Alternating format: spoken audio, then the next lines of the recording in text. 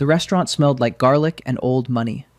Fiora Esposito had worked the dinner shift at Trattoria Rossetti for 3 years, long enough to know the difference between the men who came to eat and the men who came to conduct business over plates of ossobuco they would barely touch.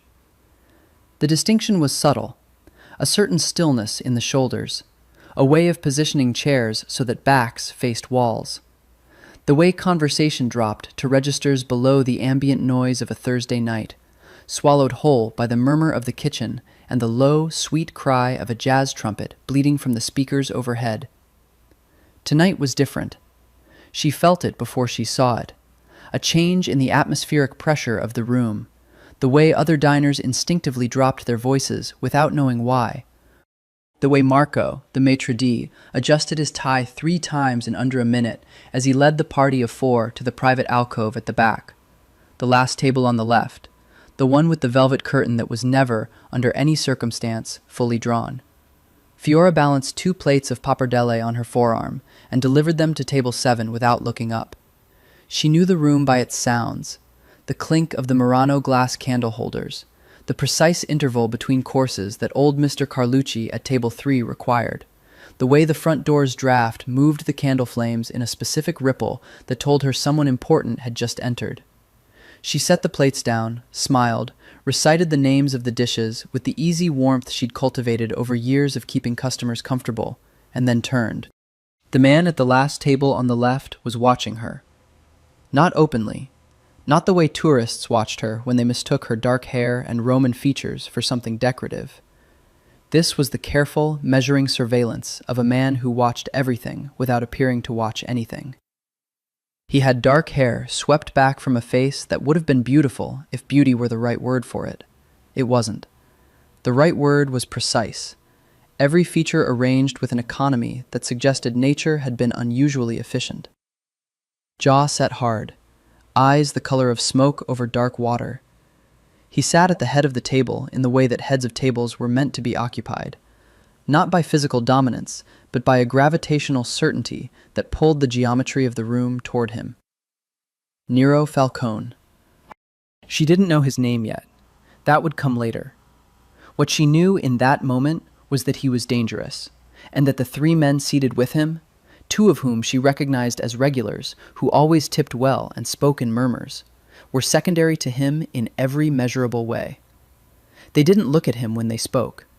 They directed their words to the tablecloth, to their folded hands, to the middle distance, and waited. Fiora looked away. This was the other skill she'd cultivated over 3 years, the ability to unsee what she'd seen, to carry knowledge lightly, the way you'd carry a full glass across a crowded room, with perfect balance and no indication of effort. She took her station at the service bar and began preparing the table's first round without being asked. Water, still.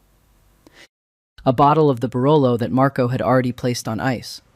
Bread, olive oil, the small plate of olives that the regular customers, the men with the still shoulders, always ordered in the first 5 minutes. Last table, Marco said quietly, appearing beside her. I know. You know what I mean. I always know what you mean, Marco. He looked at her for a moment with that particular expression she'd learned to read, the one that mixed appreciation with something uncomfortably close to pity. Marco Ferretti had worked this restaurant for 20 years. He was a careful man. He had opinions about which tables required which waitstaff, and those opinions were based on calculations Fiora had never fully been invited to understand. Take the Garibaldi table, they're secondi, he said. I'll handle, I've already prepared the tray. Another pause. Fiora. I'm the best server in this room, Marco. You've said so yourself. I know how to be invisible. That wasn't quite true. She knew how to seem invisible. There was a difference. And on some level, standing with her hand on the tray and her back to the last table on the left, she suspected the man with the smoke-colored eyes already understood the distinction. She lifted the tray and walked. The alcove was recessed from the main floor by 2 steps and a half wall of carved dark wood, which meant that sound traveled in a particular way, outward from the table, gathered by the shallow bowl of the architecture, and directed toward the service path she walked every time she approached. She had learned this about the alcove in her second week at the restaurant, when she'd overheard a divorce negotiation so brutal it had kept her awake until 3 in the morning. She had learned then to not hear what she heard, to filter it, to let it wash over her like water over stone, leaving no mark. She set the water glasses, poured the Barolo with the slight theatrical tilt she'd practiced until it looked effortless, set down the olives, and heard, quite clearly, the man with the smoke-colored eyes say, in a voice calibrated to carry no further than the tablecloth, "The Marchetti shipment moves Friday. Anyone who isn't where they're supposed to be doesn't come home Saturday." The silence that followed was the particular kind that gathers around a statement of absolute certainty. Fiora lifted the empty tray, adjusted the bread basket, let her eyes rest on the far wall, a faded fresco of the Amalfi Coast, fishing boats in blue and gold, with the vacant pleasantness of a woman whose mind was entirely occupied with the question of whether Table 9 needed more Parmesan. She turned to go. "Miss," his voice. She turned back, and there it was, the first time she looked directly at him, the first time she felt the full weight of his attention like a hand pressed flat between her shoulder blades. "The bread," he said. "It's cold." It wasn't cold. She'd taken it from the warmer 40 seconds ago. She looked at the basket, then at him, with the mild, professional expression of a woman who had heard this complaint before and knew what to do about it. "Of course," she said. "I'll bring you a fresh basket." She walked back to the service bar without hurrying, set the tray down without rattling it, stood for a moment with her hands flat on the cool marble surface, and let out one slow, controlled breath. Marco was watching her from across the room. She gave him the slight nod that meant everything was fine, and went to get the bread. She didn't think about it again until close. The party at the last table stayed until 11:15, long after the rest of the restaurant had emptied. She served their secondi, their dolci, the small glasses of limoncello that ended every serious meal. She was professional and pleasant and entirely unremarkable, which was the point, and at no time did the man with the smoke-colored eyes address her again. But he watched her. Not constantly, he was too composed for that, too practiced in the art of selective attention. But in the intervals between the business being conducted across that table, in the spaces between sentences, she felt his gaze return to her the way a compass needle returns to north. Involuntary, calibrated. She was stripping the linen from a vacated table near the window when they finally stood to leave. The three men with the still shoulders moved first, a coordinated dispersal that spoke of long habit. The man with the smoke-colored eyes was last. He buttoned the top button of his jacket, charcoal, beautifully cut, the kind that cost more than her monthly rent, and turned toward the door. He paused at the edge of the alcove and looked at her directly. Not the measuring surveillance of before. This was something else, a look with weight in it, with a question she wasn't sure she wanted to answer. It lasted 3 seconds, perhaps 4, long enough to mean something, short enough to deny. Then he left, and the restaurant exhaled, and Fiora went back to stripping the linen. "You did well," Marco said, later, handing her an envelope that was thicker than her usual tip share. She looked at it but didn't open it. Who was he? Marco was quiet for a moment. He was a man who chose his words the way other men chose their battles, carefully, with an awareness of what he was willing to lose. "His family owns this restaurant," Marco said, "has owned it for 15 years. Fiora turned the envelope over in her hands. She thought about the bread that hadn't been cold, the test that hadn't been a complaint at all. "His name?" she asked. "Nero Falcone," Marco said. "And Fiora, what you heard tonight, whatever it was." "I didn't hear anything," she said. Marco studied her face for a long moment. Then he nodded, once, and turned away. Outside, the Chicago wind had picked up. She could hear it against the restaurant's old glass windows, a low, persistent sound, like something trying to get in. She walked home the long way, through the orange-lit streets of the near north side, and told herself that the slight quickening of her pulse was nothing more than the cold. She looked it up.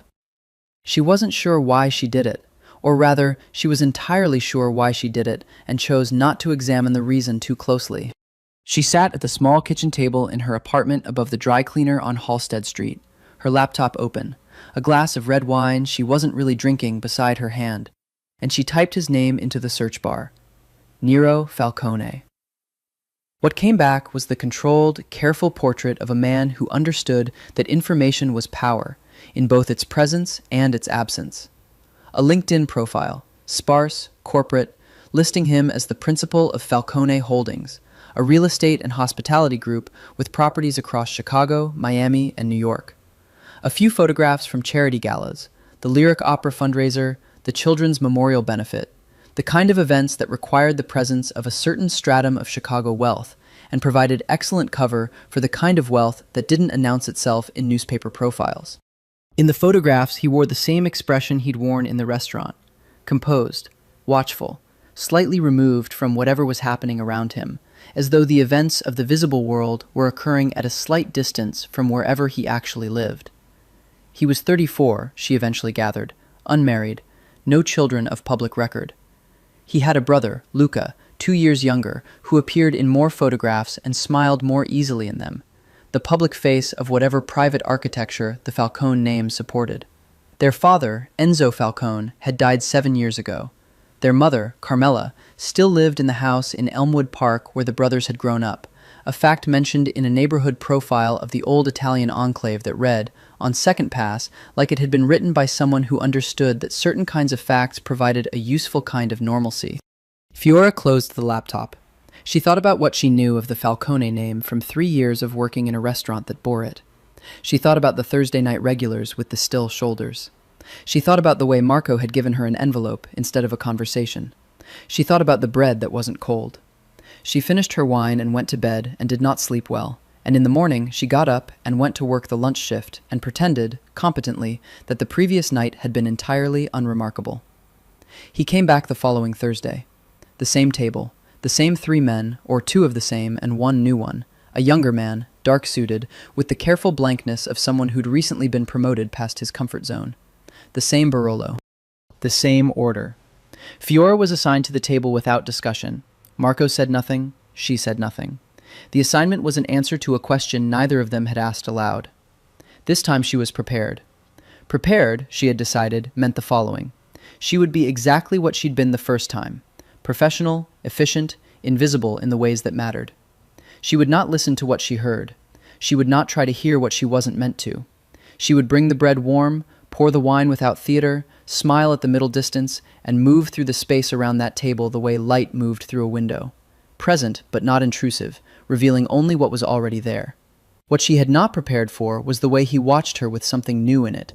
The surveillance was still there, precise, habitual, the practiced observation of a man who never fully turned off the part of himself that catalogued and assessed.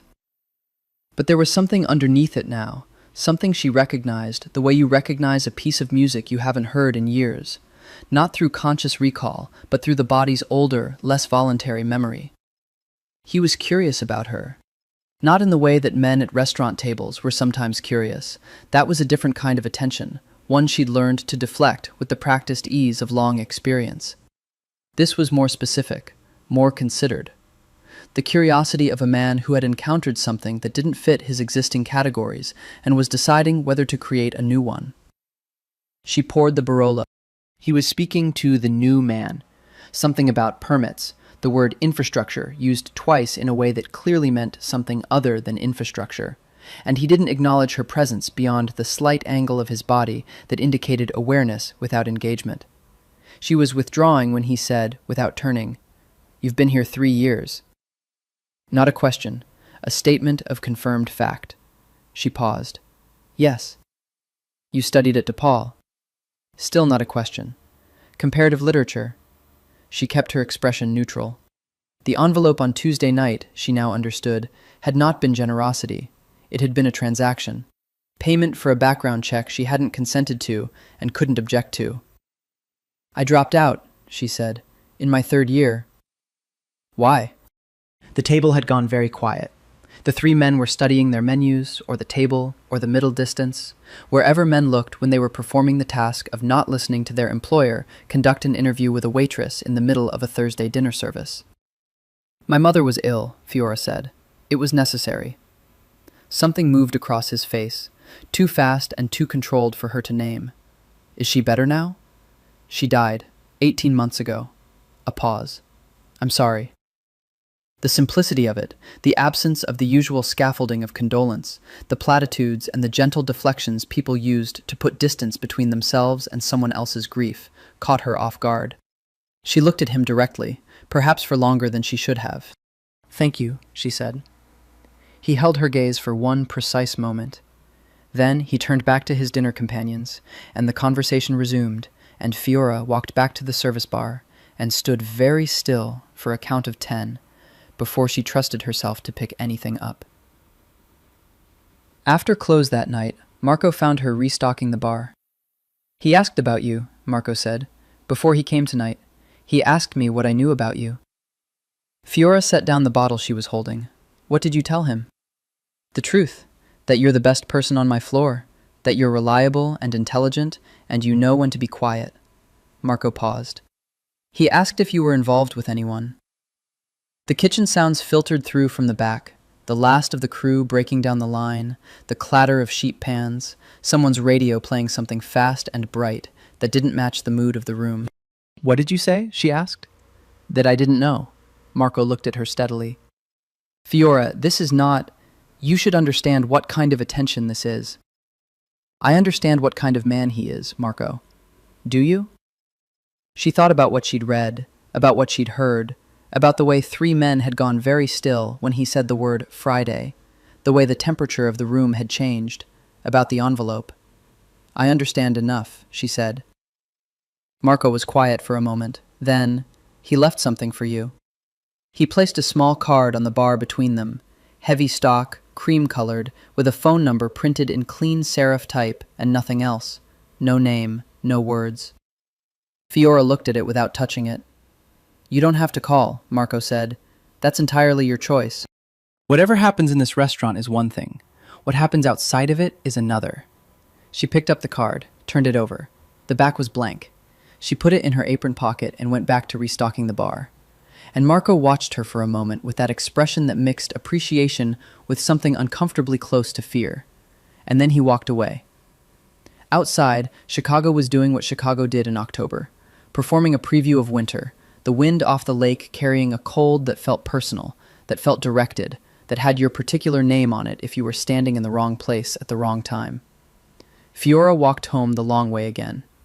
By the time she reached Halsted Street, the card in her apron pocket felt like it weighed considerably more than a piece of cardstock should. She did not call that night. But she didn't throw it away. She called on a Sunday. She'd spent Friday and Saturday telling herself she wouldn't, cataloging the reasons with the methodical thoroughness of a woman who trusted her own better judgment. She had a job she was good at. She had a life that was small but intact. The apartment on Halsted, the twice-weekly calls to her aunt in Philadelphia, the novel she'd been trying to write for 2 years on Sunday mornings when the light came in right. She had no particular desire to complicate any of it. She called on Sunday because Sunday mornings, when the light came in right, she had trouble lying to herself. The phone rang twice. Fiora. Not a question. He'd been expecting her. She sat with that for a moment. You know my name. I know quite a lot about you. A pause, not uncomfortable, but weighted. I didn't call you. I left the choice to you. That was deliberately done. Yes. She looked out her window at the October sky, which was doing its best impression of slate. A pigeon was walking the ledge of the building across the street with the methodical purposefulness of urban birds everywhere. She thought about the conversation she'd overheard, the one she'd been carefully not thinking about for 11 days. I should tell you, she said, that I don't pretend well. I did it that night because the situation required it, and I'm good at my job. But in my personal life, I'm not built for pretending. Another pause, longer this time. What is it you think you're pretending about? That I don't know who you are, what you are. The words sat between them in the phone's silence, and she had time to regret their precision. Not because they were wrong, but because they were the kind of directness that could go one of only 2 ways, and she wasn't entirely sure she could predict which. That, he said finally, is exactly why I left the card. She frowned. I don't follow. The woman who stood at my table 2 Thursdays ago and heard what she heard. She had 3 choices. She could pretend she heard nothing, which is what most people do. She could leave and not come back, which would have been sensible. Or she could continue pouring my wine with the exact same expression on her face, finish the service, and go home. He paused. You chose the third option. I wanted to know why. Fiora was quiet for a moment.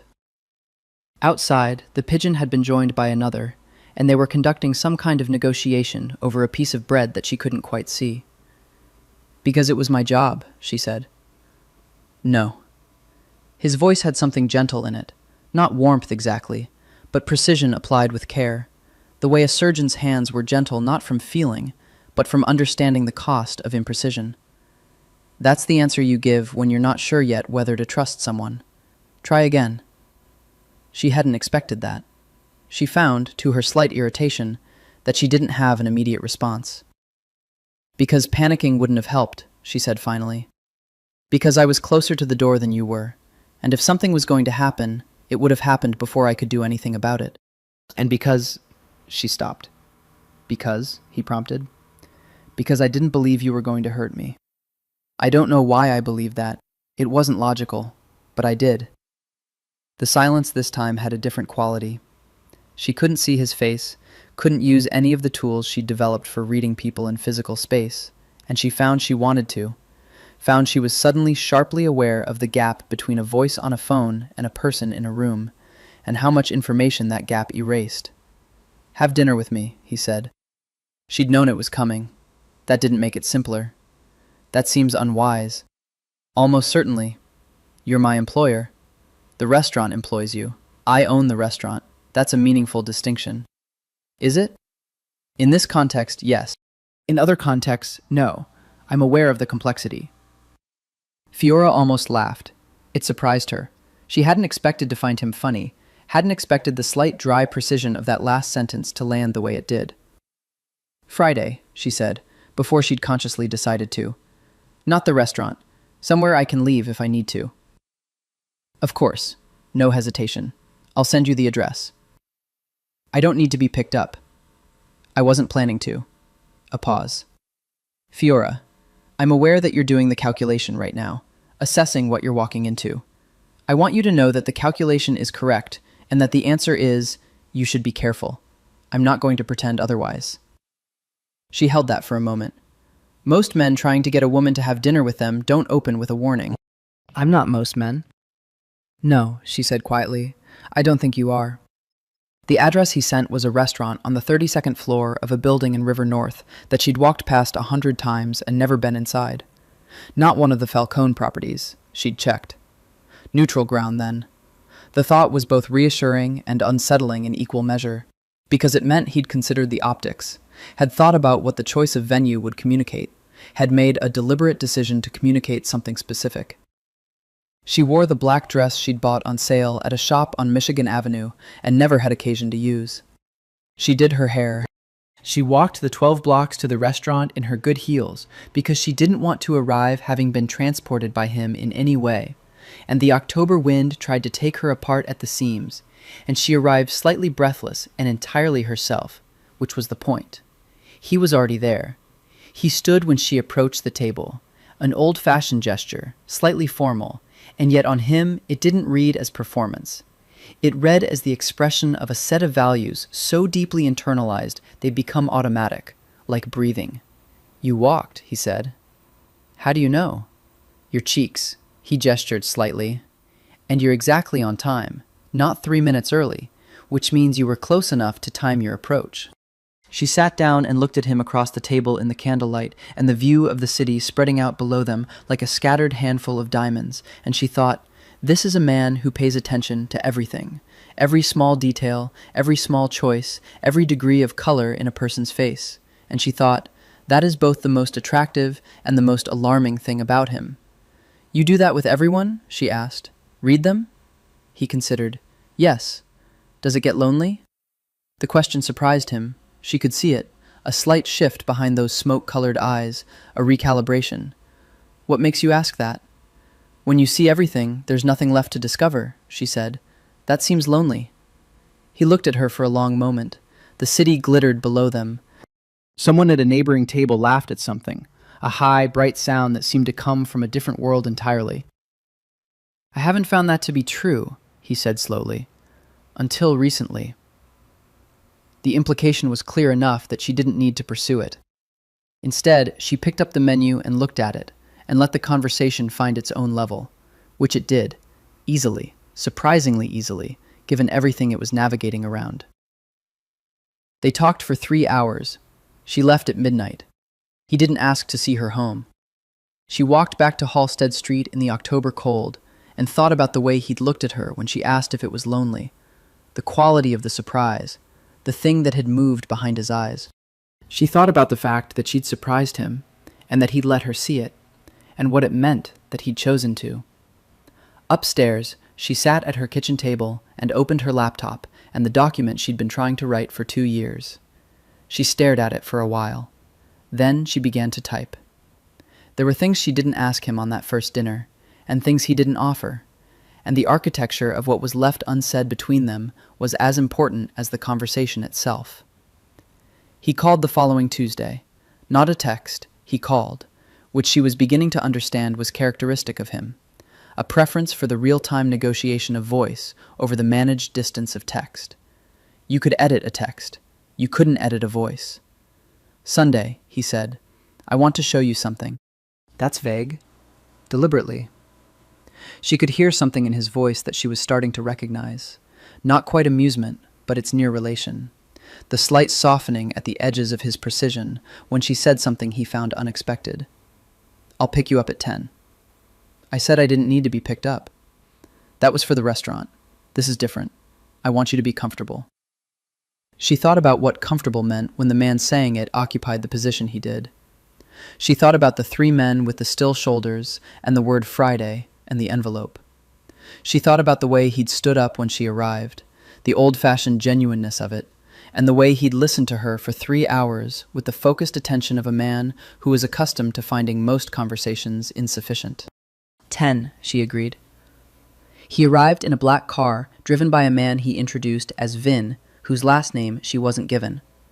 Vin was somewhere in his 50s, with a face that had absorbed a great deal of Chicago weather without complaint. And he drove the way the best drivers drove, with a kind of collaborative attentiveness to the flow of the city that made the car feel like part of the infrastructure rather than a vehicle moving through it. Nero was already in the back seat. He was dressed differently than she'd seen him, still precise, still expensive, but less formal. Dark jeans, a gray sweater that looked Italian, a coat that probably cost more than her television. He looked at her when she got in, with that particular directness he had. The look that assessed and catalogued, but had, she was learning, no cruelty in it. Good morning, he said. Where are we going? Pilsen. She raised her eyebrows. Pilsen was not where she would have predicted. It was a neighborhood of murals and coffee shops and Mexican restaurants, the kind of Chicago neighborhood that had been working class for generations and was now in the tender, contested process of becoming something more complicated. Not, on its surface, the territory of a man like Nero Falcone. You look skeptical, he said. I'm recalibrating. I do that to people. They drove south through the late October morning, the lake visible in glimpses between buildings, the city doing its Sunday thing, slower, looser, the hard civic geometry softened by the absence of the weekday crowd. Nero said little. He wasn't uncomfortable with silence. She'd noticed this at dinner, the ease with which he occupied quiet, as though silence were simply another room in a house he lived in. She said, after a while, "Tell me something true." He turned his head slightly. "What would you like to know?" "Something you don't tell most people. Not because I'm special, we've had one dinner, but because you're in the habit of being careful, and I'd like to know what's underneath the care." A long pause. They were crossing the river, and she could see the gray-green water below, the bridges, the geometry of the city folding over itself. "My father built something that I inherited," he said finally. "And when I say built, I mean that in all the senses the word applies to, the legal architecture and the other kind. He was a man who solved problems. He was good at it. He was also not kind exactly, but fair, in the way that certain kinds of men are fair. Rules applied to everyone, including himself. He looked out the window. He died of a heart attack at 59, in his office, alone. The quality of that last word, the weight placed on alone, told her more than the rest of the sentence. "I'm sorry," she said. And then, because she thought he would appreciate precision, not for what he was, for what it cost you. He looked at her. Something shifted in his face.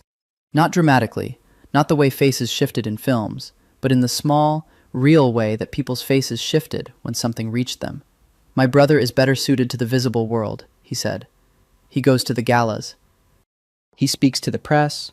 He has a wife and children and a house in Winnetka and a life that looks, from a reasonable distance, entirely conventional. And yours doesn't." "No." "Is that a choice?" He seemed to consider the question genuinely, which she was learning to recognize as one of his qualities, the willingness to give real consideration to things that other people would answer reflexively. "Partly. The work chose me as much as I chose it. But I could have refused it. Other men have." A pause. "I didn't want to. That's the more honest answer." "Why not?" "Because I'm good at it. And because the order of it, the way things are supposed to run. I have a particular feeling about disorder, about things not being what they should be." He said this without drama, without the self-consciousness that would have made it less true. Most people experience that as a preference. For me, it's something closer to a physical response. Fiora thought about this. The car had entered Pilsen, and through the window she could see the first of the murals. A woman's face, 20 feet high, painted in blues and ochres on the side of a warehouse, her eyes looking south with an expression of focused endurance that seemed to know exactly what it was doing on that particular wall. "Control," she said quietly. "Yes." "And when you can't control something?" He was quiet for a moment. "I'm working on that," he said, and there was something in his voice then, not quite humor, not quite admission, something in the joint between the two, that made her want to look at him directly, and she did, and found him already looking at her with an expression she couldn't categorize and wasn't sure she wanted to. He took her to a building on the 18th Street corridor, an old industrial space that had been converted, with extraordinary care, into something she hadn't expected, a community arts center. Murals in progress on the interior walls, tables where children were drawing with enormous focused seriousness, an older woman teaching printmaking to a group of teenagers, the smell of paint and wood and the good institutional smell of a place being used for exactly what it was meant for. "You funded this," she said, not a question. "The foundation did." He was standing slightly apart, watching a boy of about 8 apply an enormous brushstroke of cadmium yellow to a canvas that was nearly as tall as he was. Anonymously. "Why anonymously?" "Because it's not about me." She looked at him for a long moment. The boy with the yellow paint made a sound of satisfaction and stepped back to assess his work, and the sound was so purely pleased with itself that she almost smiled. "You're more complicated than you want to be," she said. "Most people are. Most people don't go to the lengths you do to conceal it." He turned to look at her. "And you don't conceal yours?" "I'm a waitress in a restaurant you own. My complications are not particularly dangerous to anyone." "That," he said, "is the first thing you've said that I think isn't entirely true." She opened her mouth and closed it again.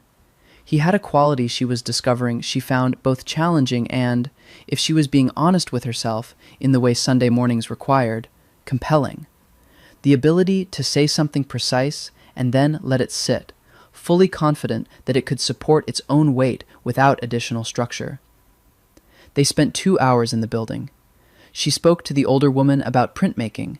She'd taken a class at DePaul before she'd had to leave, and the technique came back to her hands with the easy fluency of things learned before loss.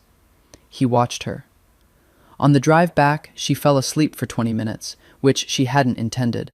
She woke when the car stopped, to find that they were on Halsted Street, and that he was watching her with an expression she'd never seen on him before.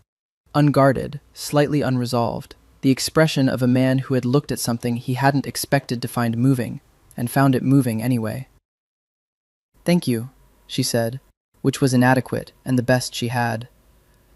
"Next Sunday," he said. She didn't say yes, but she didn't say no. November arrived like a decision. One day the city was performing its extended autumn, the golden hour light lingering past its allotted time, the leaves on the oaks in Lincoln Park making their long, colorful argument against departure. And the next morning Fiora woke to a sky the color of old pewter and a wind that had stopped pretending it was anything other than winter. She had dinner with Nero 4 times in November. Each time it was different in the specific way that mattered, the location, the details, and the same in the ways that were beginning to feel structural, foundational, the weight-bearing walls of something she wasn't yet ready to name. The conversations went long.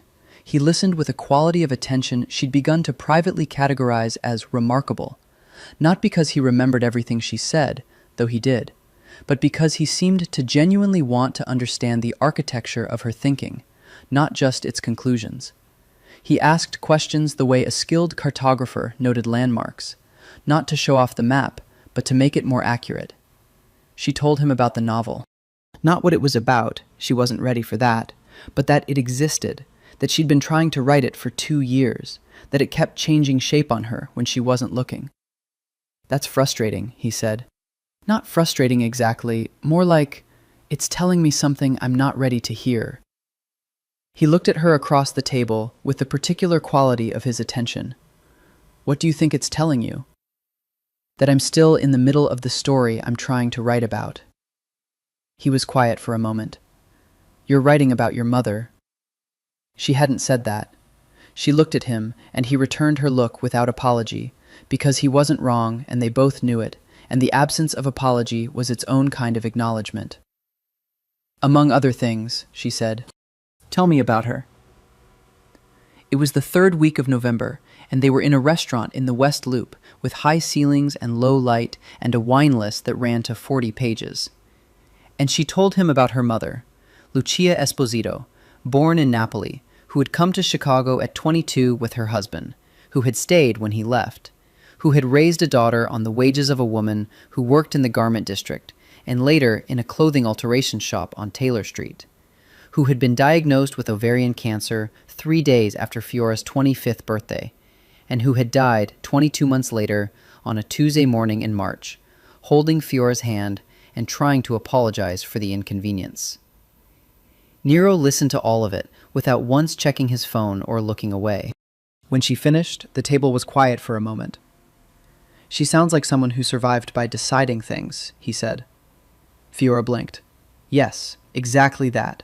She decided things and then she lived by them, even when they weren't the easiest decisions, even when she was wrong. You inherited that." "She'd be horrified to hear you say so. She thought I was reckless." The corner of his mouth moved. She wasn't wrong. "Are you calling me reckless?" "I'm calling you someone who makes decisions," he said, "which looks like recklessness to people who don't." She thought about the night she'd poured his wine and heard the word Friday and kept pouring. She thought about the cards she hadn't thrown away. She thought about calling him on a Sunday. "You're here," she said. "That could be characterized as a decision." "It is a decision." He said it simply, without qualification or the fencing that most conversations employed to protect themselves from meaning exactly what they meant. "I'm aware of what it is." Fiora picked up her wine glass. The light in the restaurant caught the red of it and held it there, suspended, and she looked at it rather than at him, because sometimes you needed something to look at that wasn't a person looking back. "Nero," she set the glass down. "The things I heard that first night, I haven't forgotten them. I know. I'm not going to pretend I don't know what kind of man you are outside this restaurant, what kind of work." "No," he said, "I wouldn't want you to." "Then you understand why I'm telling you that I need to be honest with you about what this is and isn't. Because I'm not built to live in the version of this where I pretend." He looked at her steadily. The restaurant moved around them, other people's evenings in progress, the soft percussion of cutlery, the undercurrent of other conversations. "What is it then?" he asked, "in your honest assessment?" "Something I didn't expect," she said. Something that I probably shouldn't want and find myself wanting anyway. Something that frightens me in specific ways that I'm trying to be adult about. And what isn't it? She looked at him. A mistake. I've made mistakes. This doesn't feel like one. The silence after that was the kind that had shape to it, weight and dimension, the silence of something settling into place. I need you to understand something, he said finally. His voice had a different quality now. Not the dinner conversation voice, not the slightly dry precision of the man who could be almost funny. This was the voice from the restaurant, the first night, the one that carried the temperature of absolute certainty. The world I live in, the real world, not the restaurants and the foundation and the galas, it doesn't keep separate what it touches. It is not possible for you to be here, in this version of our Thursday nights, and remain entirely apart from the other version. I know. I'm not sure you do. Not fully. I can offer you, I want to offer you, the things that are good, the things I know how to give. But I cannot promise you safe. I cannot promise you uncomplicated. What I can promise you... He stopped. And it was the stopping that undid her slightly. The fact that a man who chose his words with such exactitude had paused because the words themselves required care. I can promise you honest, he said. I can promise you that I won't pretend you're something to be managed. And I can promise you that whatever you become to me, you become to me with full accounting. Not a variable, not a complication, not something to be handled. Fiora held his gaze across the table, across the red wine and the candlelight and the distance between who they were and who they were becoming. What do I become? She asked softly. I don't know yet, he said, but I intend to find out. She was restocking the bar on a Thursday 2 weeks later when a man she hadn't seen before came into the restaurant and asked, very politely, to speak with the manager. Marco spoke with him for 12 minutes in the office near the kitchen and emerged looking like he'd aged 3 years. Private party tomorrow night, Marco said when Fiora asked. Full restaurant, black tie. I need you here. Who is it? Marco straightened his jacket. The Marchetti family. The name rang a bell she hadn't known she had. The Marchetti shipment, the word Friday, the voice carrying under the ambient noise of the restaurant 2 months ago. She felt the small internal adjustment of pieces connecting, the way a story clarified itself when a character returned. I'll be here, she said. Marco looked at her for a long moment. Fiora, be careful tomorrow. You keep saying that. I keep meaning it. That night she texted Nero, the first time she'd texted him, having previously waited for his calls. 3 words, Marchetti, tomorrow night. His response came 4 minutes later. I know, stay near the service bar. She looked at her phone, then she typed, Are you going to be there? The response took longer this time. When it came, it was 2 words, watching out. She didn't sleep well. The restaurant transformed for private events in a way that reminded Fiora of theater. The same space, the same bones, but dressed in a different light, a different intention. Extra candles on every surface, white orchids in tall glass vases, the good tablecloths, the ones Marco kept in tissue paper in the storage room and only brought out for evenings that required the full weight of the restaurant's dignity. The Marchetti party arrived at 8, 46 people filling the restaurant to the boundaries of its capacity. They were a family in the broad Italian-American sense. Not just blood relations, but the extended architecture of alliance and history that certain families constructed over generations and maintained with the care of a national monument. There were old men in dinner jackets and young men in dinner jackets, and women in silk and pearls, and the particular kind of composed attention that women in these families learned early. At the center of it, a man who could only have been the patriarch. Aldo Marchetti was in his late 60s, silver-haired, with the physical stillness of someone who had spent 50 years being the most important person in any room he entered. He was accompanied by a woman she assumed was his wife, and by a younger man, late 20s, dark and restless-eyed, who had his father's bone structure and none of his composure. The younger man's name was Dante. She learned this within 20 minutes, from the way people said it, with a slight deference that was not quite the same deference they gave his father. Dante Marchetti moved through the room the way young men moved when they were aware of being watched for the right reasons and hadn't yet decided whether to enjoy it or resent it. He noticed her within the first 30 minutes. It was a particular kind of noticing, different from Nero's assessment, which was deliberate and contained. Dante Marchetti's attention was less disciplined, more openly acquisitive. He was at the bar when she was collecting a tray of drinks, and he turned with the practiced ease of a man who had learned that being where women were was generally a good strategy. "You work here," he said. "I do." She kept her attention on the tray. "What's your name?" "Fiora." "Fiora." He said it with a slight emphasis, testing the sound of it. "That's a beautiful name." She'd been told this before, and had a range of responses deployed for the various contexts in which it was deployed. "Thank you," she said, and lifted the tray. "Are you Italian?" "My parents were." "From where?" "Napoli." She looked at him briefly. "Will you need anything else from the bar?" He smiled, a practiced smile, but not an unpleasant one. He was probably charming in most circumstances. "Not from the bar," he said.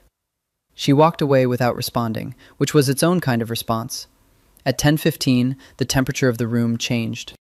It was the same shift she'd felt the first Thursday, the slight atmospheric adjustment, the collective lowering of voices. She was clearing a table near the front window when it happened, and she turned toward the door. Nero. He wasn't dressed for the event. He wore a dark suit, but not formal wear, which meant his presence was operational, not social. He was accompanied by Luca, his brother, who she recognized from photographs and who was indeed more openly warm-faced than Nero, with the same dark coloring but a lighter way of occupying a room. And behind both of them, two of the three men with still shoulders. He didn't look at her when he came in. But she felt the change in her own attention, the way the room reorganized itself for her, suddenly, around the new axis of his presence. Marco intercepted them near the door. A brief exchange. Then Nero and Luca moved toward the back of the restaurant, toward Aldo Marchetti's table, and Marco came to find her with the particular expression she'd been seeing more of lately. "Continue your service," Marco said quietly. "Don't cluster near the back." "What is this, Marco?" "Business." She nodded and went back to work. But she was aware, with the precise, controlled awareness she'd developed over 2 months of understanding what that first Thursday had introduced into her life, of the movement at the back of the room, of the handshakes, of the way the old men's conversation had the quality of something concluding rather than beginning. At 11, she was at the service bar preparing a dessert order when she felt someone behind her. Close, closer than propriety suggested. "I think we should finish our conversation," Dante Marchetti said. She set down the dessert plate with great care. "I wasn't aware we'd started one." "Then we should start one. You've been impressive tonight. Efficient." "That's my job." "You're wasted in a job," he said, and she could smell the wine on him now. Not drunk, but loosened. "What are you doing after tonight?" "Going home," she said. "Excuse me." She turned, and he was standing exactly close enough to require her to turn around him rather than through him, which was the kind of spatial tactic that men deployed when they wanted to demonstrate that they could. She did it smoothly, without contact, and he let her go, but she felt his eyes follow her, and when she glanced across the room, she found Nero at the far side of it. He was looking directly at her. Not at Dante. At her. With an expression that she'd never seen on his face before. Contained, controlled, but with something underneath the control that had an edge she recognized. She gave the smallest shake of her head. "I'm fine." His gaze moved to Dante Marchetti. It rested there for 3 seconds. Then he turned back to his conversation. The party ended at 1 in the morning. She was collecting glasses when she found Nero in the alcove, the last table on the left, where it had started, which struck her as either poetic or deeply strange. "Dante Marchetti spoke to you," he said. "Not an accusation, but not one either. I work in a restaurant, Nero. Men speak to me." "Not like that." She set down her tray and looked at him. "Like what?" "Like you're something he could have." "I'm not." "I know that." A pause. He was sitting with his elbows on the table, slightly forward, which was unusual for him. He normally occupied space with a kind of deliberate ease that held something back. This held nothing back. "It doesn't change the fact that I found it..." "Difficult?" she offered. He looked at her. Yes. She sat down across from him, which was also unusual. She hadn't sat at a table in the restaurant, not with him, not in this context. It felt like a declaration of some kind. Nero, I told you I wasn't built for pretending. That applies in both directions. I'm not going to stand here and tell you it was fine if it wasn't fine for you. But I need you to also hear me when I say that I handled it. That I'm capable of handling it. That whatever you feel about the Dante Marchettis of the world, it's not about Marchetti. Then what? He was quiet for a moment. The restaurant was empty now, except for the closing crew at the far end. The candles were burning low. The orchids drooped slightly. I've spent 15 years, he said, managing things. People, situations, threats. I'm good at it. It's what I do. He looked at his hands. I don't know how to manage this. She understood, suddenly and fully, what he was saying. Not the surface statement, but the cost of it. The specific difficulty, for a man who had built his entire life around the architecture of control, of encountering something that resisted that architecture. That couldn't be managed because it was living and particular and wouldn't hold still long enough to be categorized. You're not supposed to manage it, she said quietly. He looked up at her. The candlelight made his face look different, younger somehow, less composed. I know, he said. That's what concerns me.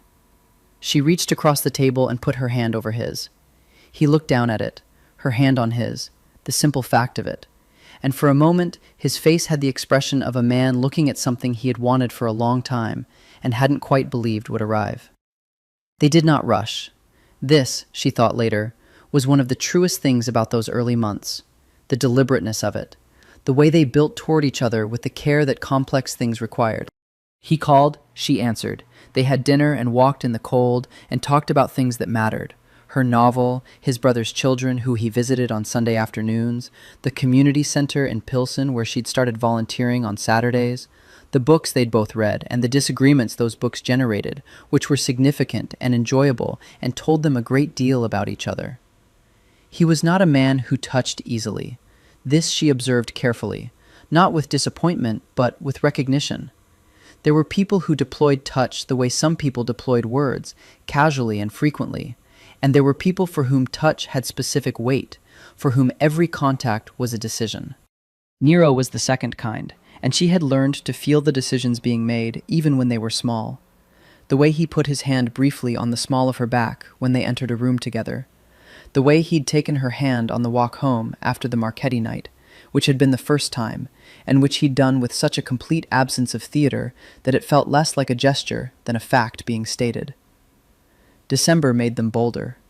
There was something about December in Chicago, the cold that didn't negotiate, the way the city doubled down on warmth in response, the particular urgency that the end of one year imparted to things that were still becoming. They spent a Saturday afternoon at the Art Institute, which she had loved since childhood, and he let her lead him through the galleries with the slightly formal attentiveness of a man who didn't know art well but knew how to be present in the presence of something being offered. She stopped in front of Seurat's A Sunday on La Grande Jatte. I used to stand in front of this painting for hours when I was a student, she said, trying to understand how it worked, how something made of dots could look more like a real afternoon than any photograph. He stood beside her, and she was aware, as she had become increasingly aware, of the specific quality of his presence. The way he occupied space differently from other people, with a density that had nothing to do with physical bulk. The dots hold space between them, he said. She looked at him. What? The technique. It only works because each point of color has space around it. If they touched, the colors would merge and go flat. He paused. The distance between things is what makes the image possible. She looked at the painting, then at him. Is that personal observation or art criticism? Both, he said, and when she looked at his face, she found that slight softening at the edges of his precision that she'd come to understand as the closest thing he did to a smile when something amused him genuinely. She laughed, and he turned his face toward the sound of it, and for a moment they were simply two people standing in a gallery on a cold Saturday in December, which was such an ordinary thing, and yet.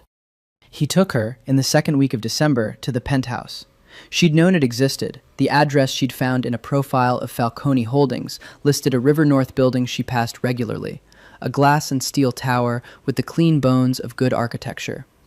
She hadn't asked to see it. He hadn't offered until he did, which was another Thursday evening, after dinner, when he said simply, "I'd like you to see where I live." Which was not a small thing, she understood. Not from any man, but particularly not from this man. The building had a private elevator. The elevator opened directly into the apartment, the full upper floor, floor-to-ceiling glass on 3 sides, the city laid out below them like an exhibit of itself. The lake was dark at this hour, or rather, it was the color of the sky, which was the deep blue-black of a December night with cloud cover, and the city lights reflected in it made the boundary between water and sky uncertain, the city extending in both directions into infinite possibility. The interior was exactly what she would have expected, and nothing like what she'd imagined. The materials were right: dark wood, clean lines, furniture that was chosen rather than accumulated. But there were books everywhere, organized in ways that told stories, not alphabetically, not by color or size, but in groupings that suggested conversations between ideas. There were photographs, not many, but placed with intention. Luca's children, a landscape she didn't recognize that she later learned was the coastline south of Naples, where his father had grown up. And one image, in a simple frame on the desk in the study, that she looked at for a long moment. A woman in her 40s with the dark Falcone coloring and an expression that combined great warmth with absolute determination. His mother. "She looks like someone who survived by deciding things," Fiora said. He was standing behind her. She felt him go very still at the echo of what she'd said about her own mother 2 months ago at the table. "Yes," he said quietly. She turned to face him. They were standing close in the small study, close enough that the distance between them was a decision being made in real time. His face, in the low light of the study, had the quality she'd been seeing more of lately. The unguarded version, the one without the full weight of his composure. "Nero," she said. "Fiora." He reached up and touched her face, just a fingertip, along the line of her jaw, with the specific deliberateness that characterized everything he did. She turned her face slightly into it, which was its own kind of statement. He kissed her the way he did everything, with complete attention and no hurry. It lasted a long time, or a short time. She lost track of the measurement of it in the simple, overwhelming fact of it. When they finally separated, the city was still below them, and the lake was still dark, and she was still herself, though with the strong sense that she was standing at the edge of a significant change in the landscape. "I've been thinking about that for 3 months," he said. "I know," she said. "So have I." He looked at her in the lamplight with an expression she'd never quite seen on his face before. Open, slightly vulnerable, in the way that powerful men were vulnerable when they allowed themselves to be. And she thought, this is the part of him that the restaurant never sees. This is the room under all the other rooms. She stayed until 2 in the morning. He drove her home himself, which meant she met the black car and Vin again, and Vin's face was entirely impassive, but his eyes in the rearview mirror had something in them that might have been satisfaction. January arrived with an agenda. She was aware in the first weeks of the new year that something had shifted in the operational world that surrounded them like weather. She felt it in the way Nero's calls came at different hours than usual, in the way their Thursday dinner in the second week was canceled with 3 hours' notice and replaced by a text. "Friday, I'll explain." And in the way Marco moved through the restaurant with the particular focused caution of a man navigating something he couldn't name. "Friday, as promised." "The Marchetti situation has become complicated," Nero said, without preamble, because he never used preamble when the absence of it was more efficient. They were in the penthouse. She'd come directly from a Saturday shift, still in her work clothes, and he'd met her at the elevator with a quality of attention she recognized as something other than the usual. Alert, the way a predator was alert, all the usual social furniture set aside. "Tell me," she said. "I don't want to manage what you know and don't know," he said. "I told you I wouldn't, but there are things I can't tell you, operational things. Not because I don't trust you, because knowing them would make you responsible for me knowing them," she said, "and that changes what you can and can't do to protect me." He looked at her. Something moved behind his eyes, the slight recalibration she'd come to recognize. "Yes, exactly that. Then tell me what you can." He was quiet for a moment. He was standing at the window, the city behind him in its January austerity, the lake frozen to its near shore, the buildings throwing sharp shadows in the cold afternoon light. Dante Marchetti has been making statements about this restaurant, about, he paused carefully, about the people in it. She was very still. What kind of statements? The kind that are meant to reach me. His voice was even. They have reached me. And what does that mean, practically? Practically, it means I'd like you to be careful, in a specific way. Not to change your life. I am not going to ask you to change your life. That is not a request I'm going to make. But to be aware of who is around you, of anything that feels wrong. She processed this. Is this because of what I heard? That first night? Partly. He turned from the window. And partly it's because of what you've become to me, which Dante has apparently observed and has opinions about. The flat directness of what you've become to me landed in her chest the way simple true things did, without warning. He's using me to get at you, she said. He's trying to demonstrate that I have something that can be reached. A pause. I've never had that before. Not that could be reached this way. She looked at him across the room. Miro, I need you to be honest with me about the level of risk. Moderate, he said. Not severe. Dante Marchetti is ambitious and reckless, but he is not, at this point, willing to take the action that would constitute a declaration. What he's doing is theater, signaling. He paused. But theater sometimes escalates. And if it does? Then I will handle it. The certainty in his voice was not performance. It was structural. The voice of a man who had built an infrastructure specifically for handling things, and who knew its capacity precisely. But I'd rather you knew. She crossed the room to him, which felt like the right thing to do. She stood close to him, not touching, just present in the specific way that sometimes communicated things better than contact did. I'm not going to run, she said. I know. He said it with something that might have been relief, or gratitude, or both. I know you're not. But I need to know something. Ask. Is this what we have? Is this going to make it worse? For you? The situation with Marchetti? Because if my being here is making your work harder, making something that was already complicated more complicated, then I need to... No. The word was immediate and definitive. Whatever the complications, they were coming. The Marchetti situation is not about you. The fact that he's attempting to use you that's a tactical choice on his part. It doesn't change anything that was already in motion. He paused, and then said something she hadn't expected. You make it easier, actually. She looked up at him.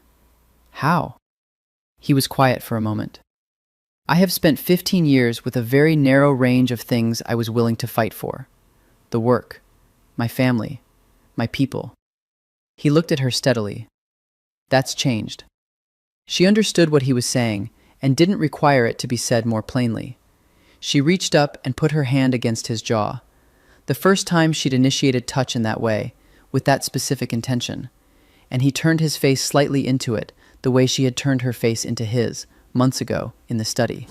3 days later, she was walking home from the restaurant, the short way because it was 11 degrees and she was tired, when she became aware of a car that had been behind her for 2 blocks, moving at the speed of a person walking. She stopped at a crosswalk. The car stopped. She walked. The car moved. She didn't run. She walked steadily, keeping the same pace, and turned into the brightness of a 7-Eleven on the corner, not the direction of her apartment, deliberately, and stood in the fluorescent light and called Nero.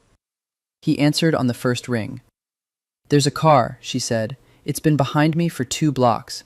I'm in the 7-Eleven on Halsted and Division. A pause of perhaps 2 seconds. Stay where you are. Don't go outside. I'm sending Vin.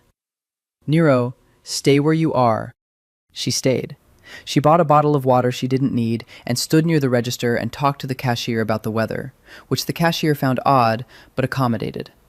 Vin was there in 14 minutes, which meant he'd been nearby, which meant Nero had had someone keeping proximity without telling her, and she had feelings about that, but not the feelings she would have predicted. because the 14 minutes of standing in a 7-Eleven in January had given her some perspective on the various ways people could organize themselves. The car was gone when she went outside. Vin drove her to the penthouse, which was where they'd both apparently decided she was going, and she arrived to find Nero on the phone, a short, low conversation that ended when she walked in, conducted in a tone she hadn't heard before and filed away carefully. "Who was in the car?" she asked when he'd put the phone down. "We're finding out." "Marchetti?" "Probably." His jaw was tight. "Fiora, I'm fine." "I know. You handled it correctly." A pause. "I should have had Vin closer." "You had him within 14 minutes. It's not close enough." He said it with the quiet finality of a man updating a calculation and not liking the result. "I'll have someone with you. When you're not in the restaurant. When you're not here." "Nero." She kept her voice even. "I understand the impulse, but I need you to hear me on this. If someone is with me everywhere I go, I lose something. I lose a kind of autonomy that matters to me. That is not a small thing." He looked at her. "And if something happens to you, then I'm a grown woman who made an informed choice." She crossed to him, put her hand on his arm. "I know the risk. I'm choosing to be here. Let that be my choice." The muscle in his jaw worked. "You're the most difficult person I've ever—" "You knew that when you left the card." A pause. Then, very quietly, almost against his will. "Yes, I did." She met Luca Falcone properly on a Wednesday in late January at a restaurant in Wicker Park that Luca had chosen and that was not, she noticed, a Falcone property. She understood the choice immediately. Luca wanted to speak to her on ground that was neither his nor his brother's. Neutral, again, but this time with a different purpose than Nero's original selection of a first date. This time it was an interview. He was, as she'd guessed from photographs, easier on the surface than his brother. The same coloring, the same fundamental bone structure, but with a quality of accessibility that Nero simply didn't have. He smiled readily. He asked how she was in the way that invited a real answer. He was genuinely interested in other people in a way that Nero was specifically interested in her, which was different. He was also, she discovered in the first 10 minutes, considerably more direct than his brother. "I'll be honest with you," Luca said when their drinks arrived. "I've been trying to meet you for 2 months. Nero he's protective of his private life. Aggressively so. The fact that he's told me about you at all is a significant thing." "What has he told you?" "Enough." Luca turned his glass. "That you work in the restaurant. That you heard something you shouldn't have and responded to it by continuing to do your job perfectly and going home. That he left you his number." He paused. "That you called." "That's a fairly complete summary." "He was impressed by you. Not, this sounds strange, not personally at first, professionally impressed. He respects competence. He respects people who understand situations and respond intelligently." Luca looked at her steadily. "And then apparently the professional impression became something else." "It did," she said simply. Luca nodded. He was quiet for a moment, in the way of someone organizing what they actually wanted to say, rather than what they'd planned to say. "My brother has not—" he paused. "He has not been happy, in the normal human sense of that word, for a very long time. Since before my father died, probably, but accelerating after. He does his work, and his work is considerable, and he does it well. But there's a version of a person that needs more than that, and Nero has been running on less than that for years, and I've watched it, and it's—" He stopped. "It's hard to watch," Fiora finished. Luca looked at her. "Yes, exactly that. You love him." "He's my brother." "That's not the same thing, but yes, I know what you mean." Luca almost smiled. "Nero said you were direct." "He said I was reckless." "Same thing, for him." He set his glass down. "I want you to know, and I want you to know that I'm speaking for myself, not because Nero asked me to, or knows I'm saying this, that you have my support. Whatever that means to you." She looked at him. "Why are you telling me this?" "Because you need to know that not everything in Nero's world is the Marchetti situation. That there are people in it who want—" he searched for the word— "who want the thing that seems to be happening to happen, without interference." "Is there interference?" A pause. There are people who think that Nero having something he cares about, personally, outside the work, is a vulnerability. And they're not entirely wrong. It is a vulnerability, in the tactical sense. He looked at her steadily. But I've believed for a long time that the lack of it was a different kind of problem. She sat with that. Outside, Wicker Park moved in the cold, people walking quickly, heads down, the particular Chicago winter posture that communicated both discomfort and determination. "Can I ask you something?" she said. "Please." "What was he like before your father died?" Luca considered this for a long time. "There was more levity," he said finally. He's always been serious. But there was laughter. He used to argue about books, loudly, with my father, in the kitchen. He used to drag me to the Art Institute on Saturday mornings because he said it was the only place in the city that made him feel like time was running at the right speed. He paused. "He took me there, apparently, last month." "He took me too," she said. Luca looked at her with an expression she found hard to categorize. Gratitude, probably, mixed with something more complex. "Yes," he said, "I know." She told Nero about the lunch that evening, during a phone call, that she could hear the window sounds of the penthouse inn. The way the wind moved the glass, high up, a sound that she'd come to associate with him. "He told you things," Nero said. "He told me he wanted me to know I had support, and that not everyone in your world is about the Marchetti situation." A pause. "He loves you very much." "I know." He said it quietly, without the deflection that most people employed when someone said something emotionally exact about them. "He told me about the Art Institute." A beat. "He was always a talker." "He said you used to argue about books with your father." The silence that followed was brief but specific. "We did. My father liked Hemingway. I found Hemingway. I still find Hemingway aesthetically limited. We argued about this for years." A pause. "He'd bring it up every time there was nothing else to argue about, which was the point, I think." She smiled, there in her apartment on Halsted Street, at the image of it. The two Falcone men in a kitchen, voices raised over Hemingway, the specific, warm combat of people who disagreed about the things that mattered to them because they could. "Tell me about him," she said. He did, for an hour, which was more than he'd told her in the previous 3 months combined. She lay on her bed in the dark and listened to the voice of a man unloading something he'd been carrying for 7 years, carefully, the way you unloaded anything heavy, slowly, with attention to balance. February. Chicago in February was a test of character. The cold lost its novelty and became simply the condition of things, a gray, wind-abraded fact of daily life that sorted the city's population into those who endured it philosophically and those who did not. Fiora had always been the former.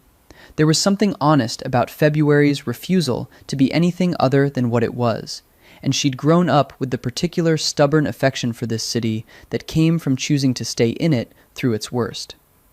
She was at the restaurant on a Thursday when she heard, from across the service bar, a conversation she wasn't meant to hear.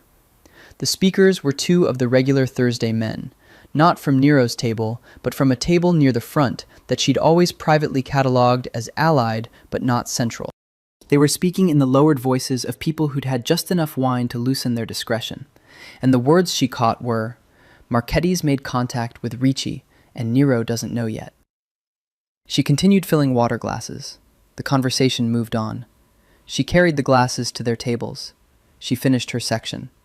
At close, when the restaurant had emptied and she was at the service bar alone, she thought about what she'd heard, and what Nero had told her about what she should and shouldn't know, and the distinction he'd drawn between operational knowledge that compromised her and knowledge that was simply factual.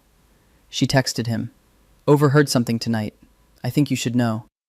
He called immediately. She told him, precisely and briefly, what she'd heard, the names, the exact words. Silence.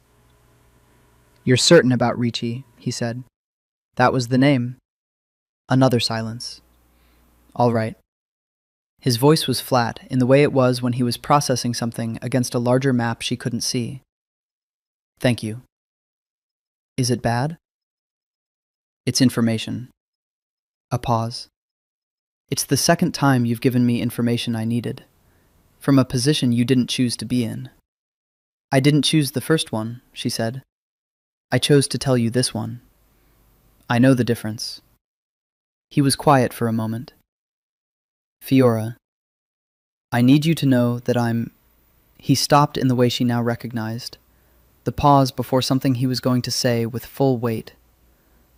I'm aware of what you've taken on, in being here. I don't take it lightly. I know you don't. I want to give you something that isn't about the complications. Something that's just... He stopped again. She waited, because she'd learned to wait for him through the pauses. Come to Elmwood Park with me on Sunday. My mother wants to meet you.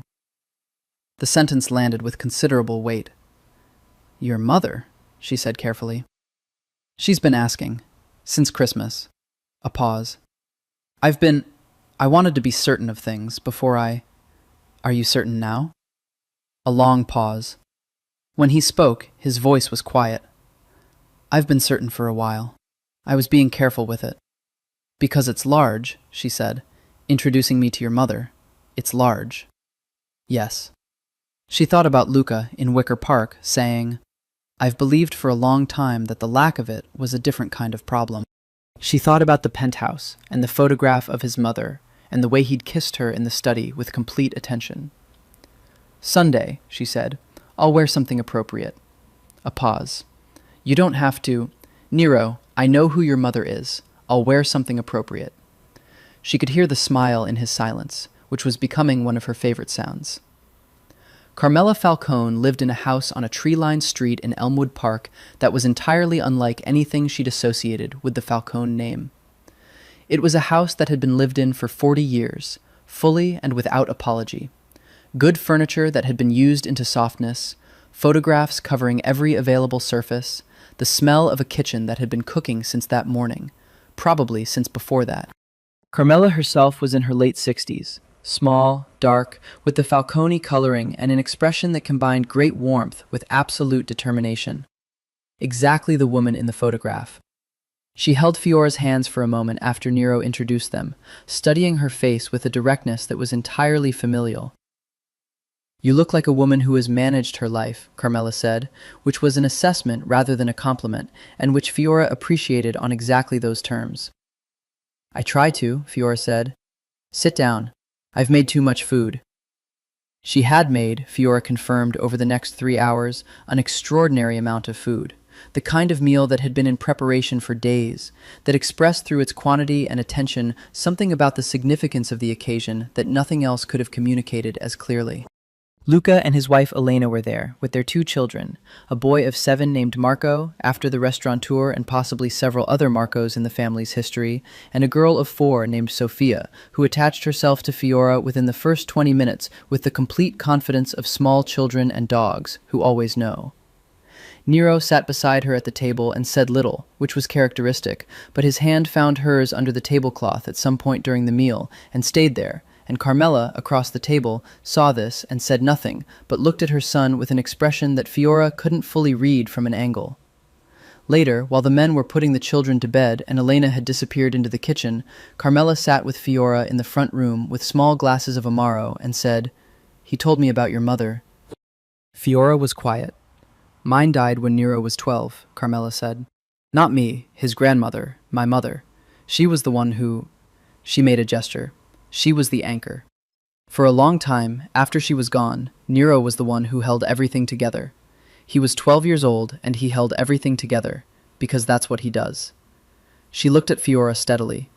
I worried for years that he wouldn't let anyone near enough, that the holding together had become so automatic that he couldn't stop.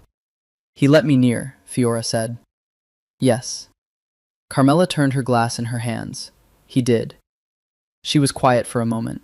Be patient with him when he's difficult. He's not difficult. Carmela raised one eyebrow. You've known him 4 months. Fiora almost laughed. Pointed. He's his father's son, which means he is exactly as difficult as his father was, which was considerable. She said this with the specific fondness of someone who had loved someone difficult for 40 years and understood, completely, the cost and reward of it. But the reward is... She stopped, looking for words. I know, Fiora said. Carmela looked at her for a moment. Then she nodded, once, in the same way Nero nodded when he'd reached a conclusion. "Good," she said, and refilled both their glasses. She knew something was wrong before he told her. She knew it in the particular quality of his Tuesday night call.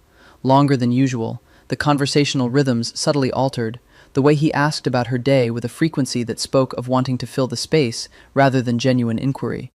She let it run its natural course, and then said, simply, "Tell me." A pause. "There's going to be a situation this week. Thursday." "At the restaurant?" "No, away from the restaurant. But the restaurant there may be some proximity." She understood. Something was going to happen, and the radius of its consequences would touch the restaurant, and she would be in the restaurant, and he was telling her not because she could do anything about it, but because he'd promised her honesty. "What should I do?" she asked. "Work your shift. Leave on time. Go home the way I showed you. Not through the alley on Division, the other way." "Is this the Marchetti thing?" A pause. "The Ricci connection you told me about. There's been a resolution being prepared." He was choosing words with extraordinary care. "Thursday is when that resolution is implemented." "Is anyone going to get hurt?" A longer pause. "That depends on the choices made by people who are not me." She thought about what that meant, the specific structure of that answer, the responsibility it both took and released. "Are you going to get hurt?" No. The certainty in it was absolute, and she believed it not because certainty was always true, but because this man, she had learned, did not deploy certainty lightly. "All right," she said. "That's it? All right? What would you like me to say, Nero?" Another pause. "I don't know. Most people would." "I'm not most people. You said so yourself." She paused. "I'll take the other way home. Be careful." "Fiora." "Yes." He stopped. The pause was longer than the others, weighted differently. She had come to understand his pauses the way you understood musical rests, not as absence, but as duration, as the thing that gave the notes around them their shape. "I need you to know." "I know," she said gently. "I haven't said it. You've been saying it for months, in every language you have." The silence after that was full of something she couldn't name and didn't need to. Thursday. She worked her shift. She was professional and pleasant and brought the bread warm and smiled at the middle distance and did every small thing correctly.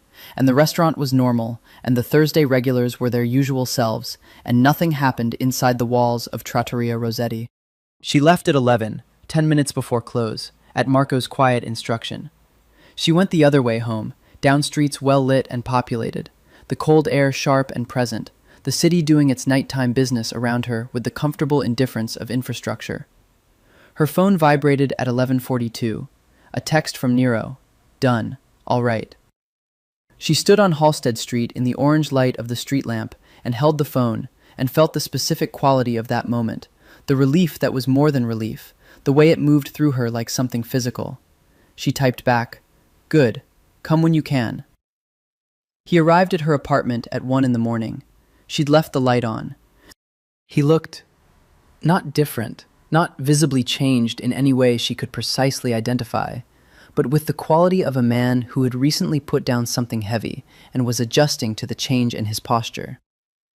She made tea, because it was what her mother would have done, and they sat at her small kitchen table, the table where she wrote, where she ate, where she'd looked up his name 4 months ago on a restless Sunday. And she asked no questions, and he offered no details, and the tea was hot, and the apartment was small and warm, and the winter was outside doing its January thing, and they were here, inside, which was enough. After a while, he said, "I didn't want you to be involved in this. I know. There's something about keeping you apart from it, even though I know that's complicated by the fact that I'm not apart from it." Yes. She looked at him across the table. He looked back, with all the things he was, all the things she knew about him, and all the things she didn't. The penthouse and the community center and the kitchen arguments about Hemingway and the man who held everything together at 12 years old. "You don't have to keep me apart from it," she said. "I'm not asking to be inside it, Nero. I don't want to know the operational details. I don't want to be part of the decisions. But I'm also not going to pretend it doesn't exist, because it's part of you, and you're—" She stopped, finding the word. "You're part of me now, in the way that things are when they've changed the landscape." He looked at her with that expression she'd first seen in the study in December. Open, slightly unguarded, the expression of a man receiving something he hadn't believed was coming. "Say it," he said quietly. She looked at him. "I love you." The words in the small kitchen were simple and complete, and she watched them land in his face, the specific way a true thing landed in Nero Falcone, without drama, but with a depth that moved through him like the sound of a bell. "I love you," he said. "I have been—" He paused, in the way that meant full weight was coming. "I have loved you since the night you kept pouring my wine." She laughed, a real laugh, startled out of her by the precision of it, the exactness of the date. "You can't know that," she said. "I can't prove it," he said. "There's a difference." The Marchetti situation, as it turned out, was not concluded. She learned this not from Nero, who had, she believed, genuinely thought it was, but from Luca, who called her on a Monday 3 weeks later with a quality in his voice that told her, before he spoke, that the news was not good. "Dante Marchetti was in the restaurant Saturday night," Luca said. "Marco didn't call Nero. I think Marco made a decision not to worry him, but it wasn't the right decision." "What happened?" "He sat at the bar. He asked Marco about you, when your shifts were, whether you lived alone." A pause. "Marco said he handled it, but Dante left a card, with Marco, for you." She was in the break room at the restaurant, between the lunch and dinner shifts. She sat very still. "What kind of card?" "Just contact information, and a message." "Which was?" Another pause. "That he wanted to make you an offer. That's how he phrased it." She thought about Dante Marchetti, the restless eyes, the practiced charm, the way he'd positioned himself in her path at the party.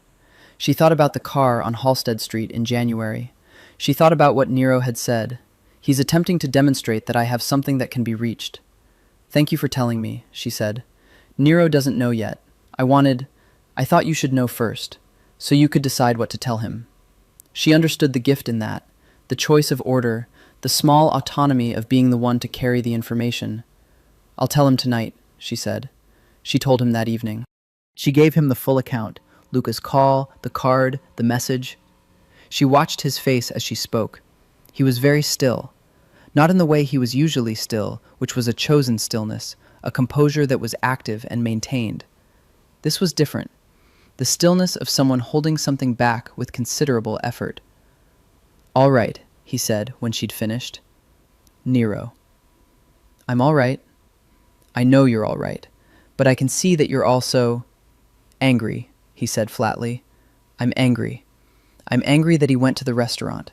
I'm angry that Marco didn't call me immediately. I'm angry that—" He stopped. "I'm angry that he thought approaching you was a viable tactic." "Because it is one," she said quietly. "That's why it made him angry. You have something now." He looked at her. "Yes, I have something now." The acknowledgement of it, the simple, undefended admission, was one of the most honest things she'd ever heard him say. She crossed the room to him. "What does it mean for Dante?" she asked. "It means that he's made a statement, and statements like that require responses." His voice was level. "I'm not going to tell you the details of the response." "I know. But I need you to do something for me." "All right. Until this is resolved, until I've had the conversation that needs to be had, I need you to accept Vin. Not everywhere, not all the time, but mornings and nights, the walk to and from the restaurant." She thought about what she'd said in January. "I need you to hear me on this. If someone is with me everywhere I go, I lose something." She thought about the distinction between asking and telling, between choice and accommodation. "Mornings and nights," she said, "and not in the restaurant. Vin waits outside." "Yes, agreed." She looked at him. I trust you to resolve this. I will. I also need you to know, she paused. I understand that these things happen in your world. I understand that they will continue to happen. I'm not asking you to change the fundamental nature of your life. I'm asking you to, she found the right word, include me. Not in the operations, but in the knowledge, in the honesty of it. Always, he said. That night she stayed at the penthouse. She lay beside him in the dark, and the city was far below them, and he was awake, she could tell by his breathing, and she said into the dark, "What are you thinking about?" A long pause. "About how I would prefer this not to be your life. My life is my decision. I know, but preference and acceptance are different things." "What do you prefer?" she asked. "A world in which what I do doesn't carry consequences for people I—" He stopped. "For you. That world doesn't exist." "No, it doesn't." He was quiet. "I've been thinking about other worlds, ones where I'm a different thing. A person who reads books and argues about Hemingway and doesn't have Thursday meetings."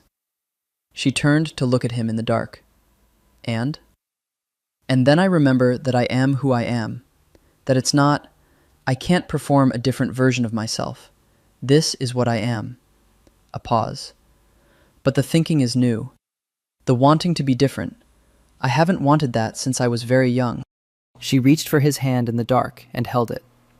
"Don't be a different thing," she said. "Just be here." He turned his head toward her in the dark. "Here is exactly where I intend to be," he said. She came to know Vin over February and March, the way you came to know people who were present but quiet, slowly, through the accumulation of small details, through the things they chose and didn't choose to say. His full name was Vincenzo Amato. He had been with Nero for 9 years, which predated most of the people in Nero's operational life, and their relationship had the quality of something that had been tested and had held. He was from the West Side, had grown up in circumstances that he described, when she asked directly, as complicated, and had at some point in his early 20s made a connection to the Falcone organization that had proven durable. He drove her to and from the restaurant in the mornings and nights that Nero had stipulated, and in the car he was quiet but present, and she found, over time, that she valued the quality of his company. There was a steadiness to Vin that reminded her of certain kinds of architecture, the solid, load-bearing kind that didn't need ornament. "He's different with you," Vin said, one evening in the car, with the abruptness of someone who'd been holding the sentence for a while and decided to release it. She looked at the side of his face in the rearview mirror. "How so?" "Lighter." He seemed to consider whether to continue, then did. "I've known him 9 years. He's always been—" he searched for the word. "Efficient. That's the right word. He was very good at doing what needed to be done, and very efficient at everything else." "And now?" "Now he's—" Vin's hands adjusted on the wheel. "He laughs sometimes, not often, but it's there." A pause. "He came in last week and he was angry about something, and then he read a text on his phone, and the anger went somewhere else for a while. That never happened before." She thought about the text she'd sent him that week, something about the novel, a sentence she'd finally gotten right after months of trying, sent at 1 a.m. because she'd been too pleased to wait. She'd sent it without thinking about what it would or wouldn't mean to the recipient. "He's not entirely pleased about it," Vin said. "About being lighter. He doesn't fully trust it." "I know," she said. "He's working on it." Vin was quiet for a moment. "He's a good man," he said. "The good version. The real one."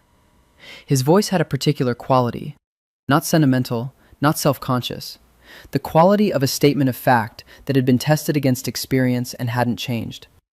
"I know," she said again. He nodded, once, and the rest of the drive was quiet, and when he let her off in front of the restaurant, he looked at her briefly in the mirror with an expression that she catalogued as something between approval and relief. Marco, too, changed in small ways over those months. Not dramatically. Marco was a man whose personality had been established by decades of practiced discretion and wouldn't be fundamentally altered by anything short of seismic event. But the particular quality of his caution around her changed. He'd always been careful with her, protective in the way of someone who understood the value of what they had and wanted to preserve it. Now there was something warmer in it, less management, more genuine regard. "You've been good for this place," he told her one night at close, which from Marco was the equivalent of a standing ovation. "I've always tried to be." "I don't mean, yes, the work, but the other thing." He gestured vaguely toward the restaurant, toward the penthouse above and the cars outside, and the whole invisible infrastructure that surrounded the visible one. "It's calmer, less, the tension of certain Thursday nights. It's been different." She thought about this. "You think I've had something to do with that?" "I think Nero has had something to do with it," Marco said carefully. "And I think that's connected to you." She didn't know if that was true. She had no way of seeing the full picture of what Nero's operational world was doing or not doing, and she was careful not to try. But she thought about what Vin had said, about lighter, and she thought about the Pilsen Community Center, and the Syrah painting, and the kitchen in Elmwood Park. And she thought, maybe it was possible that a person could change the temperature of another person's world, even without trying. Maybe that was what love was, at its most structural level. Not the grand declarations or the dramatic gestures, but the slow, persistent alteration of another person's atmosphere, the degree or two of warmth that made some things possible that hadn't been before. She went home that night and opened her laptop and the novel she'd been trying to write for 2 years, and she found that the thing it had been telling her, the story she'd been in the middle of, that she hadn't been ready to hear, was clearer to her now. Not because she understood it better, because she'd lived enough of it to recognize its shape. She wrote 6 pages. They were the best 6 pages she'd written in years. March. Chicago offered spring the way it offered everything else it was ambivalent about. Tentatively, with reversals, with the occasional winter relapse that felt personal. But by mid-March, the lake was moving again, and the trees were considering their options, and the light was doing the thing it did at the spring equinox in northern latitudes, going suddenly longer, the evenings opening up with a generosity that felt earned. The Marchetti situation was resolved. Nero told her this on a Thursday morning, over the phone, with a brevity that indicated the resolution had been unambiguous. She asked no details, and he offered none. She understood that Dante Marchetti had made his statement, and that Nero had responded to it in the language of the world they both occupied, and that the matter was concluded, and that the parameters of her daily life, the Vin arrangement, the careful routes home, were consequently altered. "You can go back to walking the short way," he said. "I'd come to like the long way." A pause. "Fiora." "I'm relieved," she said. "I am. I'm saying that somewhat badly." "You're saying it exactly correctly. It's a thing that's over, and something else will eventually begin, and that's the nature of it." His voice was even. "I need you to know that I did everything I could to—" He stopped. The resolution was surgical. I was careful. She understood what he was trying to tell her, that he had tried to protect her from knowing things that would complicate her, and that the resolution had been of a kind that she could live with, or at least of a kind he could tell her had been as contained as it could be. "I believe you," she said. "I don't need the details." "No, but I needed to say that." "I know. Thank you." Spring brought new registers of each other. They went to New York in April for 4 days, which was the first time they'd traveled together, and which revealed things about each other that Chicago's familiar geography had kept contained. He was a good traveler, organized, undemonstrative about the organizational effort, genuinely curious about places he'd been many times before. He had opinions about which neighborhoods deserved walking and which required cars, and those opinions were generally well-founded, and the 4 days moved through Manhattan with the easy rhythm of 2 people who had learned each other's pace. They went to the Met on their second day. She led, as she had at the Art Institute in Chicago. He followed, in the particular way he followed when he was genuinely attending, not the performative attention of a man being agreeable, but the real attentiveness of a man who decided that the experience of the person beside him was worth studying. In the Egyptian wing, she said, without particularly intending to, "I want to finish the novel." "All right," he said. I think I know what it is now, what I've been trying to write. It's about my mother. You were right about that. But it's also about the way the past keeps being present, how you carry people with you even when they're gone, how the dead keep informing the living." She paused. It's not sad, actually. It's more like a record, an account. Of what? Of what was real, of what happened and what mattered. He was quiet for a moment.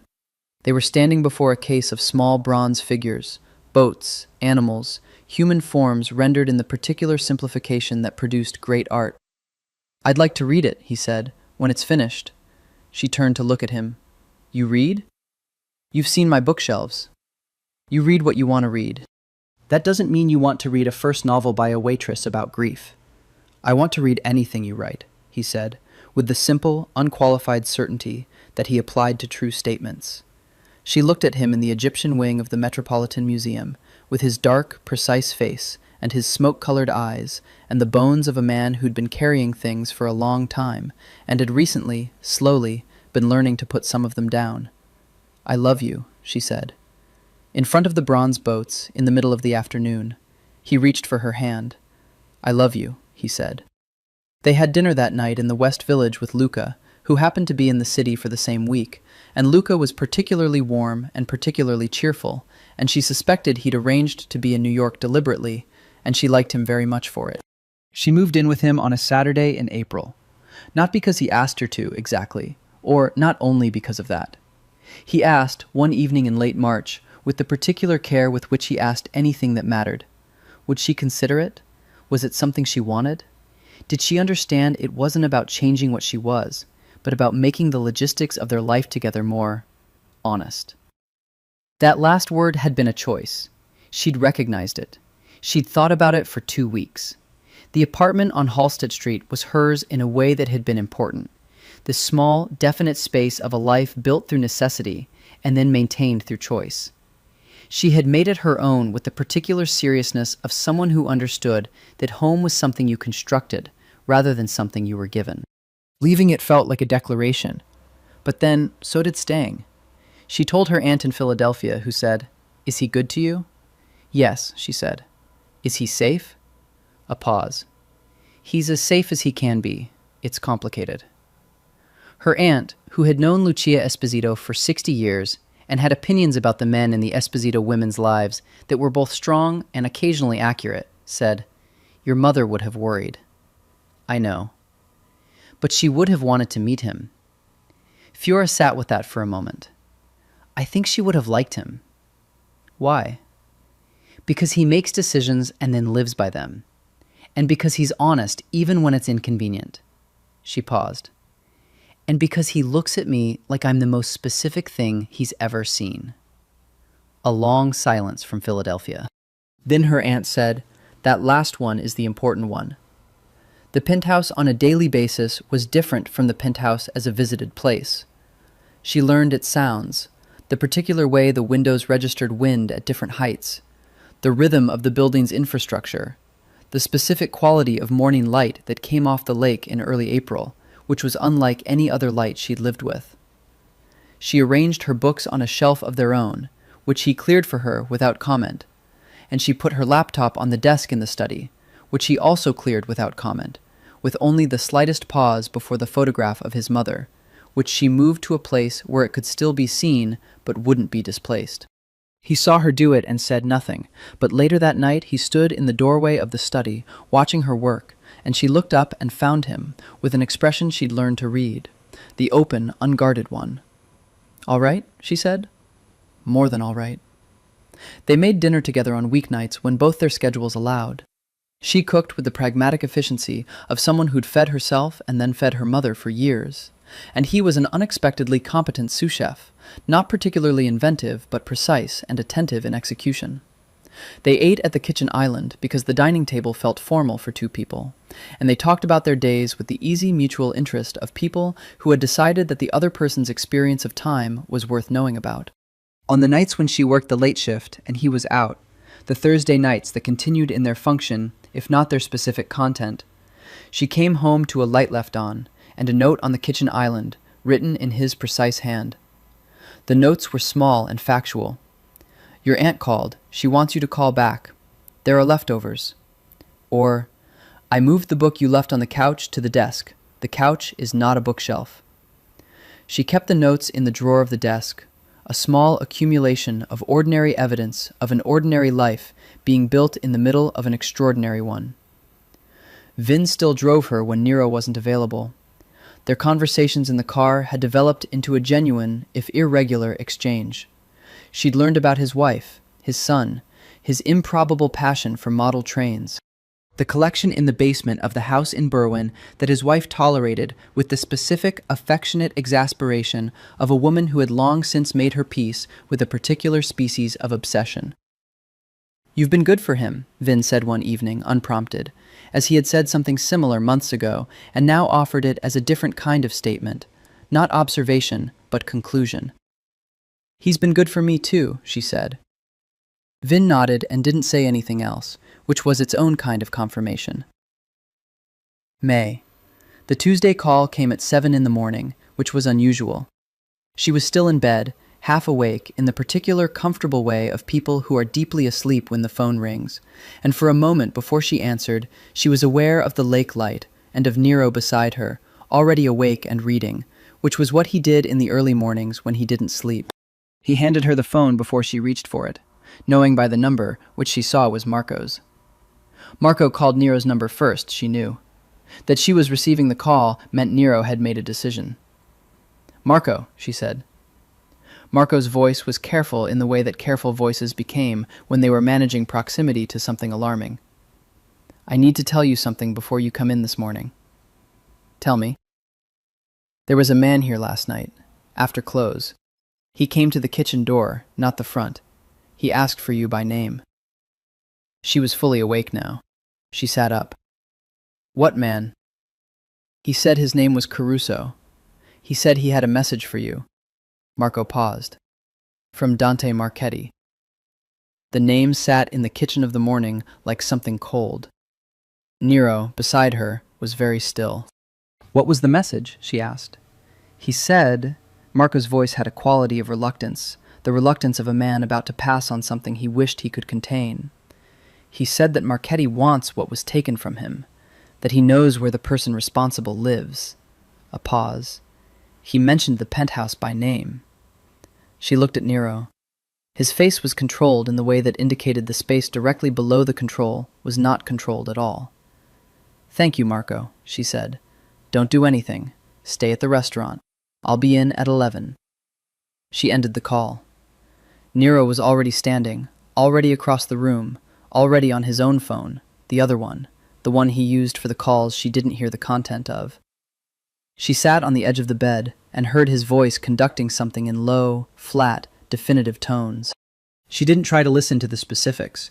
She used the time to be very calm and very clear about what she felt, which was fear, in the specific, manageable way she felt fear, acknowledging it without letting it make decisions. He finished the call.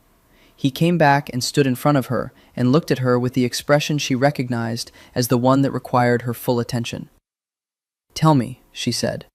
"Dante wasn't as resolved as I thought." His voice was even. He had an arrangement with someone on the inside of someone who gave him information they shouldn't have given him. About this address. He paused. "I'm handling it today." "How today?" "Directly." He sat beside her on the bed. "I need you to stay here. Not the restaurant today. Vin will be in the building." "Marco said I'd be in at 11. "Not today." She looked at him. She thought about all the conversations they'd had about choice and autonomy and the particular things she needed from this life. She thought about the cost of that principle, and she thought about the cost of abandoning it, and she found, in the precise calculation of that moment, that she could give him today without losing herself. "Today," she said, "but you call me when it's done." "I will." "Nero?" She put her hand on his face, the gesture she'd developed, her particular gesture with him, palm against his jaw, the specific topography of it. "Be careful. Not because I need you to be, because you need to be." He turned his face into her hand. "I'll be careful," he said. He left at 8. She heard the elevator. She heard the building sounds settling back around his absence, the specific quality of the penthouse without him in it, which she'd learned over April, its very slight emptiness, the way a room changed when a presence left it.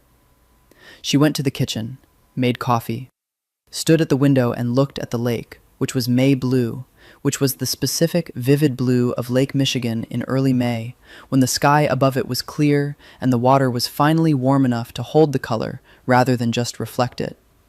She made coffee, and she waited, and she was afraid in the manageable way, and she did not allow herself to catastrophize, because catastrophizing was a way of trying to control things that you couldn't control by imagining the worst version of them, which was neither useful nor accurate, and she'd had enough experience of genuine loss to understand the difference between anticipated grief and actual grief. He called at 2:30. "Done," he said. "Are you all right?" "Yes." A pause. "Dante Marchetti has decided to relocate. He and his operation."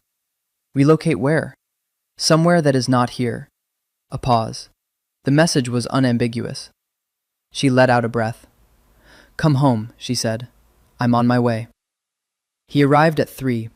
He looked tired in a way she'd never quite seen on him. Not the tired of sleeplessness, but the tired of expenditure, of having put out a significant amount of something and now requiring the rebuilding of it. His jacket was off, his shirt slightly less perfect than usual, the collar open at the throat. She didn't say anything. She handed him a glass of wine, which she'd opened when he called, and he took it and stood at the window for a moment, looking at the lake. "Are you all right?" she said.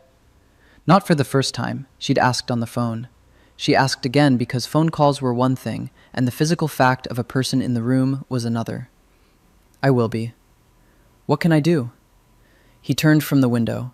He looked at her across the room, across the kitchen island and the afternoon light and the small accumulating evidence of their shared life, the books on the shelf and the laptop in the study and the notepad by the coffee maker where they wrote each other messages. And he looked at her with the unguarded expression, the one without the full weight of his composure. "This," he said. "Exactly this." She crossed the room to him. He put his arm around her, and she felt the specific quality of it, the way he held her, which was different from the way he held himself, different from the contained, deliberate use of space he usually practiced. He held her the way a person held something they had been trying not to hold too tightly, and had finally stopped trying. They stood there for a while. The lake was blue through the window, and the city was doing its afternoon business below them, and the apartment was quiet and warm and entirely theirs. "I've been thinking about something," he said, eventually, into her hair. "Tell me." "The nature of this, what it is, what it's going to be." He paused. "I don't want you to be the person who waits at home." She stepped back to look at him. "What do you mean?"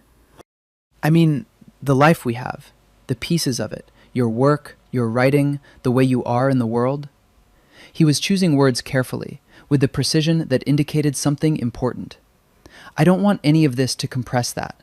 I don't want you to become—" He paused again. "The woman in the penthouse, the one who waits." She understood. She thought about Carmela Falcone, the woman who had stayed when her husband left, who had raised 2 sons in the weight of everything the Falcone name carried, who had become defined by the shape of the space around a certain kind of man. She thought about what that cost. "Then tell me what you want," she said. "I want you to write your book. I want you to go to the Pilsen Center on Saturdays. I want you to walk places and talk to people and be entirely, completely yourself." He looked at her with complete directness. "I want to be a part of your life. I don't want to be the whole of it." She studied his face. "You understand that this is an unusual thing for a man in your position to say." "Probably. Most men in your position want—" "I know what most men want." The slight dryness in his voice. "I'm not most men. You said so yourself." She almost smiled. "You're quoting me back at me." "You're worth quoting." A pause. "Fiora, I need you to know that I will do everything I have, everything I am, to protect you. But protection isn't the same as possession. I know the difference. I need you to know that I know it." She looked at him for a long moment. The afternoon light was long and golden now, the specific quality of Chicago in late May, when the angle of the sun finally did what it was supposed to do. "I know," she said. "I've always known." She reached up and kissed him, which started with the intention of being simple and became not simple, and they stayed in the penthouse for the rest of the afternoon and evening, and ordered in, and ate at the kitchen island, and she told him about 3 pages of the novel she'd written that morning while she was waiting, and he listened with the full quality of his attention, and that was the evening. That night, lying in the dark beside him, she thought about everything that had happened in the 7 months since the last table on the left, the October night that had changed the shape of things. She thought about Marco saying, "Be careful," and Luca saying, "It's not about you," and Carmela saying, "Be patient with him when he's difficult," and Vin saying, "He's different with you." She thought about the novel. She thought about her mother. She thought about the particular way grief and love occupy the same space in the human heart. Not sequentially, but simultaneously. The way Seurat's dots occupied space, each one requiring the others, the fullness of the image depending on the space between them. She thought, I am exactly where I am supposed to be. She fell asleep to the sound of the city below and his breathing beside her, and the lake doing its deep, patient thing beyond the glass. She finished the novel in July. It happened on a Tuesday, which she hadn't expected. She'd assumed, when it happened, it would feel like a destination she could anticipate, a gradual brightening as she approached. Instead, it simply happened. She was in the study in the morning while Nero was in the city, and she wrote the last paragraph, and then the last sentence, and then the last word, and she sat back, and the screen was there in front of her, and the novel was finished. It was 94,000 words. It was about her mother, and about grief, and about the way the people you lost kept living in you, not as ghosts, but as structure, the architecture of your own personality, the load-bearing walls of it. It was also, she understood now that it was done, about the specific difficulty of building something new after a significant loss, the provisional quality of every new attachment, the way you kept testing the ground before you put your weight on it. She called Nero because it was the first call she wanted to make. I finished, she said. A pause. The novel. Yes. Another pause, this one longer, the kind of pause that meant he was feeling something and deciding how to say it. How does it feel? She thought about it. Like setting down something heavy, she said. In a good way. Like setting it down in the right place, not dropping it. Are you pleased with it? I think so. I think it's what it was supposed to be. She paused. I want you to read it, if you still want to. I told you in New York, I want to read anything you write. It's about things that are, she paused, personal. Not about you specifically, but vulnerable things, things I hadn't quite looked at before. I'll be careful with it, he said. She knew he would be. It was one of the things she knew about him with the certainty of accumulated evidence, that he was, in the specific register that mattered, careful. Not cautious. The distinction was important. Caution was about self-protection. Care was about the recognition that what you handled had value, had inherent weight, and required to be held accordingly. He read it over 4 days, in the evenings, in the study. She deliberately didn't watch him reading. She found something uncomfortable about being present for the process, the way you didn't stand over a surgeon. But she was aware of him reading, the light in the study, the particular quality of the apartment when he was deeply in something. On the 5th day, he came to find her in the kitchen, where she was eating breakfast and pretending to read something else. He sat down across from her. He looked at her with the unguarded expression, the open, slightly unresolved look that was the most honest version of him. It's about love, he said. She set down her fork. Is it? Not primarily. The surface of it is about loss. But what it's actually doing, underneath, is making the argument that loss is what love leaves, that grief is the residue of attachment, that you can measure what you loved by what you grieve. He paused. It's a generous argument. Generous how? Because it means nothing is wasted. The grief isn't the opposite of the love. It's the love, continuing. He looked at her steadily. Your mother knew that. I think you've known it for a long time. You just had to write it to see it clearly.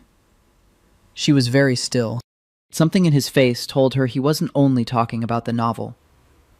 "Nero, I've been thinking about my father," he said, "since reading this. About what I've been carrying. Whether I've been treating the grief as the thing I inherited from him rather than—" He stopped. "Rather than what I could also choose to inherit." "What would you choose?" He was quiet for a moment. "The belief that things can be built correctly, that the work matters, that—" He paused in the particular way. "That the people you love deserve to have their lives protected, not managed, not controlled, but that their safety and their flourishing is worth building for." She came around the table to him. He stood and she put her arms around him, which she hadn't done in quite this way. This specific embrace that was about shelter rather than desire, about the simple fact of presence. "Your father would be proud of you," she said. "Not for the work, for this." He was quiet for a long time. She felt his arms tighten. "I hope so," he said. She sent the novel to 3 agents in August. One responded in 6 days. A woman in New York named Priya, who said in a phone call that lasted 45 minutes that she'd read the whole thing in one sitting and couldn't stop thinking about the ending. She told Nero at dinner. His face did the thing it did when she said something that reached him, the small, deep response, invisible to anyone who didn't know what to look for. "What did it feel like?" he asked, sending it. "Terrifying. Correct." She paused. "Like everything worth doing." September. The restaurant had turned over its menu for the season. The ossobuco remained because some things were permanent. And the light in the evenings had that particular September quality, warm and slightly nostalgic, the quality of something that knew its own brevity and had made peace with it. She was still working the Thursday dinner shift. She'd kept her position at the restaurant through all of it, through the penthouse move and the Marchetti situation and the novel, because it was hers, because she was good at it, because there was something in the specific, honest transaction of service that she found grounding. She'd turned down, twice, Nero's careful, undemanding suggestion that she might not need to work if she didn't want to, because the need hadn't been the point for a long time, and he'd understood that when she'd explained it. Marco had become something like a confidant, in the way of people who shared a specific common knowledge, the way they both knew the dimensions of the thing that occupied the last table on the left, and both chose, in their different registers, to protect it. "The Ricci family is coming in Saturday," Marco told her one Thursday, before service. "Is that significant?" "It's a dinner, to mark the resolution of certain things." He chose his words carefully, as always. "Nero's hosting." She understood. It was the kind of dinner that happened after difficult things concluded, the formal acknowledgement that the landscape had settled. She'd heard him mention the Ricci name months ago, in the context she now understood fully, and the fact of a dinner meant that the alignment had been established, the declarations made. "Will you need me?" she asked. Marco considered. "I'd like you there. Not because of—" He paused. "Because you're the best person on my floor. And because it would mean something to him to have you there." She nodded. Saturday. Saturday. The dinner was different from the Marchetti night in every way that mattered. The same restaurant, the same tablecloths, the same Murano glass candle holders. But the quality of the gathering was different, lighter, more calibrated, the specific tone of a gathering that was about conclusion rather than tension. She worked the room with the ease of 3 years' practice, and the additional ease of someone who now understood its geography in multiple registers. She knew which tables needed closer attention, which conversations were decorative and which were substantive, where the weight of the evening resided. Near the end of service, she was at the service bar when Nero appeared behind the partition, not in the dining room, in the service corridor that ran behind it. He looked at her with a particular expression, one she was still learning. "Come with me," he said. "I'm still—" "Marco has it." She looked at Marco across the room. Marco gave her the slight nod of someone who has agreed to something in advance. She followed Nero through the service door, down the corridor, up the back stairs that she'd never used, to a door she hadn't known was there, which opened onto the restaurant's roof. Chicago in September, from height, was a specific and significant thing. The lake spread out to the east, the city to all other directions, the autumn evening sky doing its slow, tremendous performance in purples and golds. They were alone up there. Someone had, at some point, set up a small table, 2 chairs, a bottle of wine, candles in glass holders against the wind. She looked at all of this, and then at him. Nero. "Sit down," he said. "Please." She sat. He poured the wine. He sat across from her, and for a moment they were just 2 people at a small table on a rooftop in Chicago, with the city below them and the sky above, and everything that had happened since last October in the space between them. "I want to ask you something," he said. "I've been working up to it for a while." "You've been working up to things for a while," she said. "It's one of your qualities."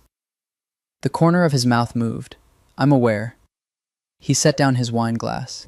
He looked at her with the full quality of his attention, all of it, nothing held back, the complete version of a man who paid attention to everything and was now, in this moment, paying attention to her. "I want to be with you," he said, "not in the way we are, which is good, which is more than I expected to have, but in the full, stated, formal way, the way that makes things unambiguous." He paused. "I want to marry you." The September sky was doing something extraordinary above them, the last of the light hitting the lake at an angle that made the water look like hammered gold. She could hear, very faintly, the restaurant below, the murmur of voices, the sound of a life being lived in the ordinary, real way. She looked at Nero Falcone across the table, the man with the smoke-colored eyes who'd tested her with a bread basket that wasn't cold, who'd left a card without his name on it, who'd taken her to an art center in Pilsen, and a Seurat painting, and his mother's kitchen, and told her the truth, even when it was inconvenient. The man who'd asked Vin to be 14 minutes away, and who'd left a light on, and who'd read her novel with the specific care of someone who understood that what they were handling had value. "Yes," she said. He reached across the table. She took his hand. Below them, Chicago conducted itself with its usual magnificent indifference to the private histories being made within it, and the lake was gold, and the candles in their glass holders held against the wind. "That's it?" he said. "Yes?" "You spent 7 months earning a yes," she said. "It doesn't need to be complicated." He looked at her. Then he laughed, a real laugh, full and genuine, the kind Luca had described from years ago, the kind that had been largely absent until recently. It transformed his face into something she loved, and she knew she would keep loving it, through all the Thursdays still to come, and the difficult Januaries, and the ordinary Tuesdays and the extraordinary ones, the long, complicated life of 2 particular people who had found each other in the specific way that mattered. "No," he said, "I suppose it doesn't." A year. 1 year since a Thursday in October when the restaurant smelled like garlic and old money, and a man with smoke-colored eyes watched a waitress pour wine as if the world hadn't just shifted on its axis. She still worked Thursday nights.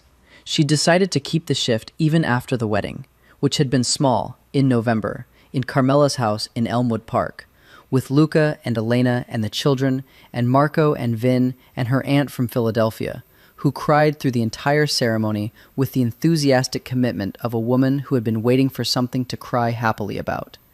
Because the Thursday nights were where it had started, and because she was still, on some fundamental level, the person who poured wine and carried bread and understood the room by its sounds. The novel had sold in October.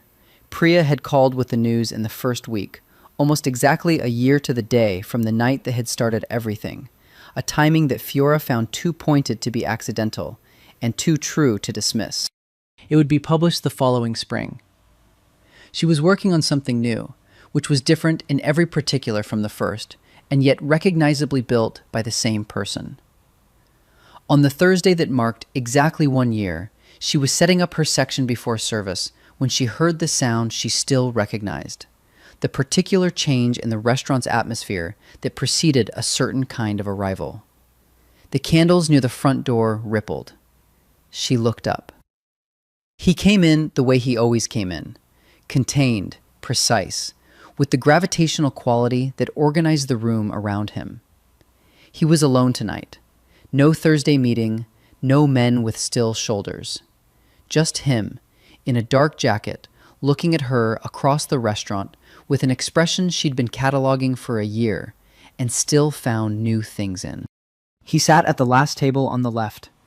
She finished what she was doing. She prepared the tray. Water, still. The Barolo, because some things were permanent. Bread, warm, because that joke had become a private language. She walked across the restaurant with the easy competence of someone who knew this room the way she knew her own face. And she set the glasses and the wine and the bread with the slight theatrical tilt of the pour that she'd never stopped doing because it felt true to the version of herself who had stood here the first time and decided to keep pouring. He watched her through all of it. When she set down the bread basket, she met his eyes. The same smoke-colored eyes that had watched her a year ago with the deliberate, assessing surveillance of a man encountering something that didn't fit his categories. Tonight they held something that had nothing to do with assessment. "The bread," he said. She looked at the basket. She looked at him. "It's warm," she said. "Yes," he said, "it is." She put her hand over his on the tablecloth, her particular gesture, the one that was theirs, the way certain gestures belong to certain people by long right of use. The restaurant was filling behind them, the Thursday evening finding its rhythm, the city doing its thing outside the windows, where the October wind was pressing its cold persuasion against the glass. "What would you like tonight?" she asked. He turned his hand under hers so they were palm to palm. He looked at her with the full quality of his attention, the complete version, nothing held back, and in the candlelight of the last table on the left, in the restaurant that had been the beginning of everything, he said, "What I've always wanted. Exactly what I have." She married him in November. The novel came out in April. By that summer, a year and a half after A Thursday in October, she was finishing the second book, and he was managing the kind of world he'd always managed, with the difference that there was a light left on when he came home, and a woman at the kitchen island who asked about his day and meant it. Luca's children called her Zia Fiora by spring. Carmela taught her to make the specific version of ragu that had been in the Falcone family for 3 generations. Marco retired in June, and she wept at his going away dinner in a way that surprised no one who knew her and no one who knew him. Vin drove them to the airport in September for their delayed honeymoon, Florence and then the coast south of Naples, where she stood on the same hillside that was in the photograph on the study desk, and understood, in the specific way you understood things when they became physical and real, why a man who lived in Chicago kept a photograph of this particular light on his desk. She wrote about it later, not in the novel, but in the private record she'd been keeping since April of the previous year, the document she'd started the night after the first dinner, the one that was neither fiction nor journal, but something between the two, the form that she suspected was what she'd really been trying to write all along. She wrote, "Here is what I know. The distance between things is what makes the image possible. You can measure what you loved by what you grieve. Loss is what love leaves behind, still living in you, still building the walls that hold you up. And sometimes, in a restaurant in Chicago on a Thursday in October, when the candles ripple and the room holds its breath, and a man with smoke-colored eyes decides to test you with a bread basket, the distance closes, the dots touch, and instead of going flat, the colors become something you didn't know was possible. Something real, something that holds." She closed the document. The apartment was quiet in the late afternoon, the penthouse above the city, the lake blue gold through the windows, the specific sound of a life being lived in it. She heard the elevator. She heard his footsteps on the entry floor, the particular rhythm of them, the way she knew them by now, the way she knew this building by its sounds. "Fiora," his voice, carrying through the apartment with the easy certainty of a man who knew where he was going. "In here," she said. He came to the doorway of the study and stood there, looking at her the way he'd looked at her in the doorway the first time, in December, when she'd moved the photograph. Unguarded, slightly open, the expression that was the truest version of him. "How's the book?" he said. "Good today," she stretched. "Come see." He crossed the room and stood behind her chair and read the paragraph on the screen. She watched his face as he read, the small, real response, the thing that moved behind his eyes when something was true. He put his hands on her shoulders. "Good," he said simply. Outside, the lake was gold, and the city was doing its perpetual, magnificent thing, indifferent and enormous, the whole great complicated fact of it going on. Below them, somewhere on a street in the near north side, a restaurant was filling for dinner, the candles burning in their Murano glass holders, the last table on the left, waiting as it always waited, dressed in its white linen, like a possibility that hadn't yet been named. The wind came off the lake, the candles held.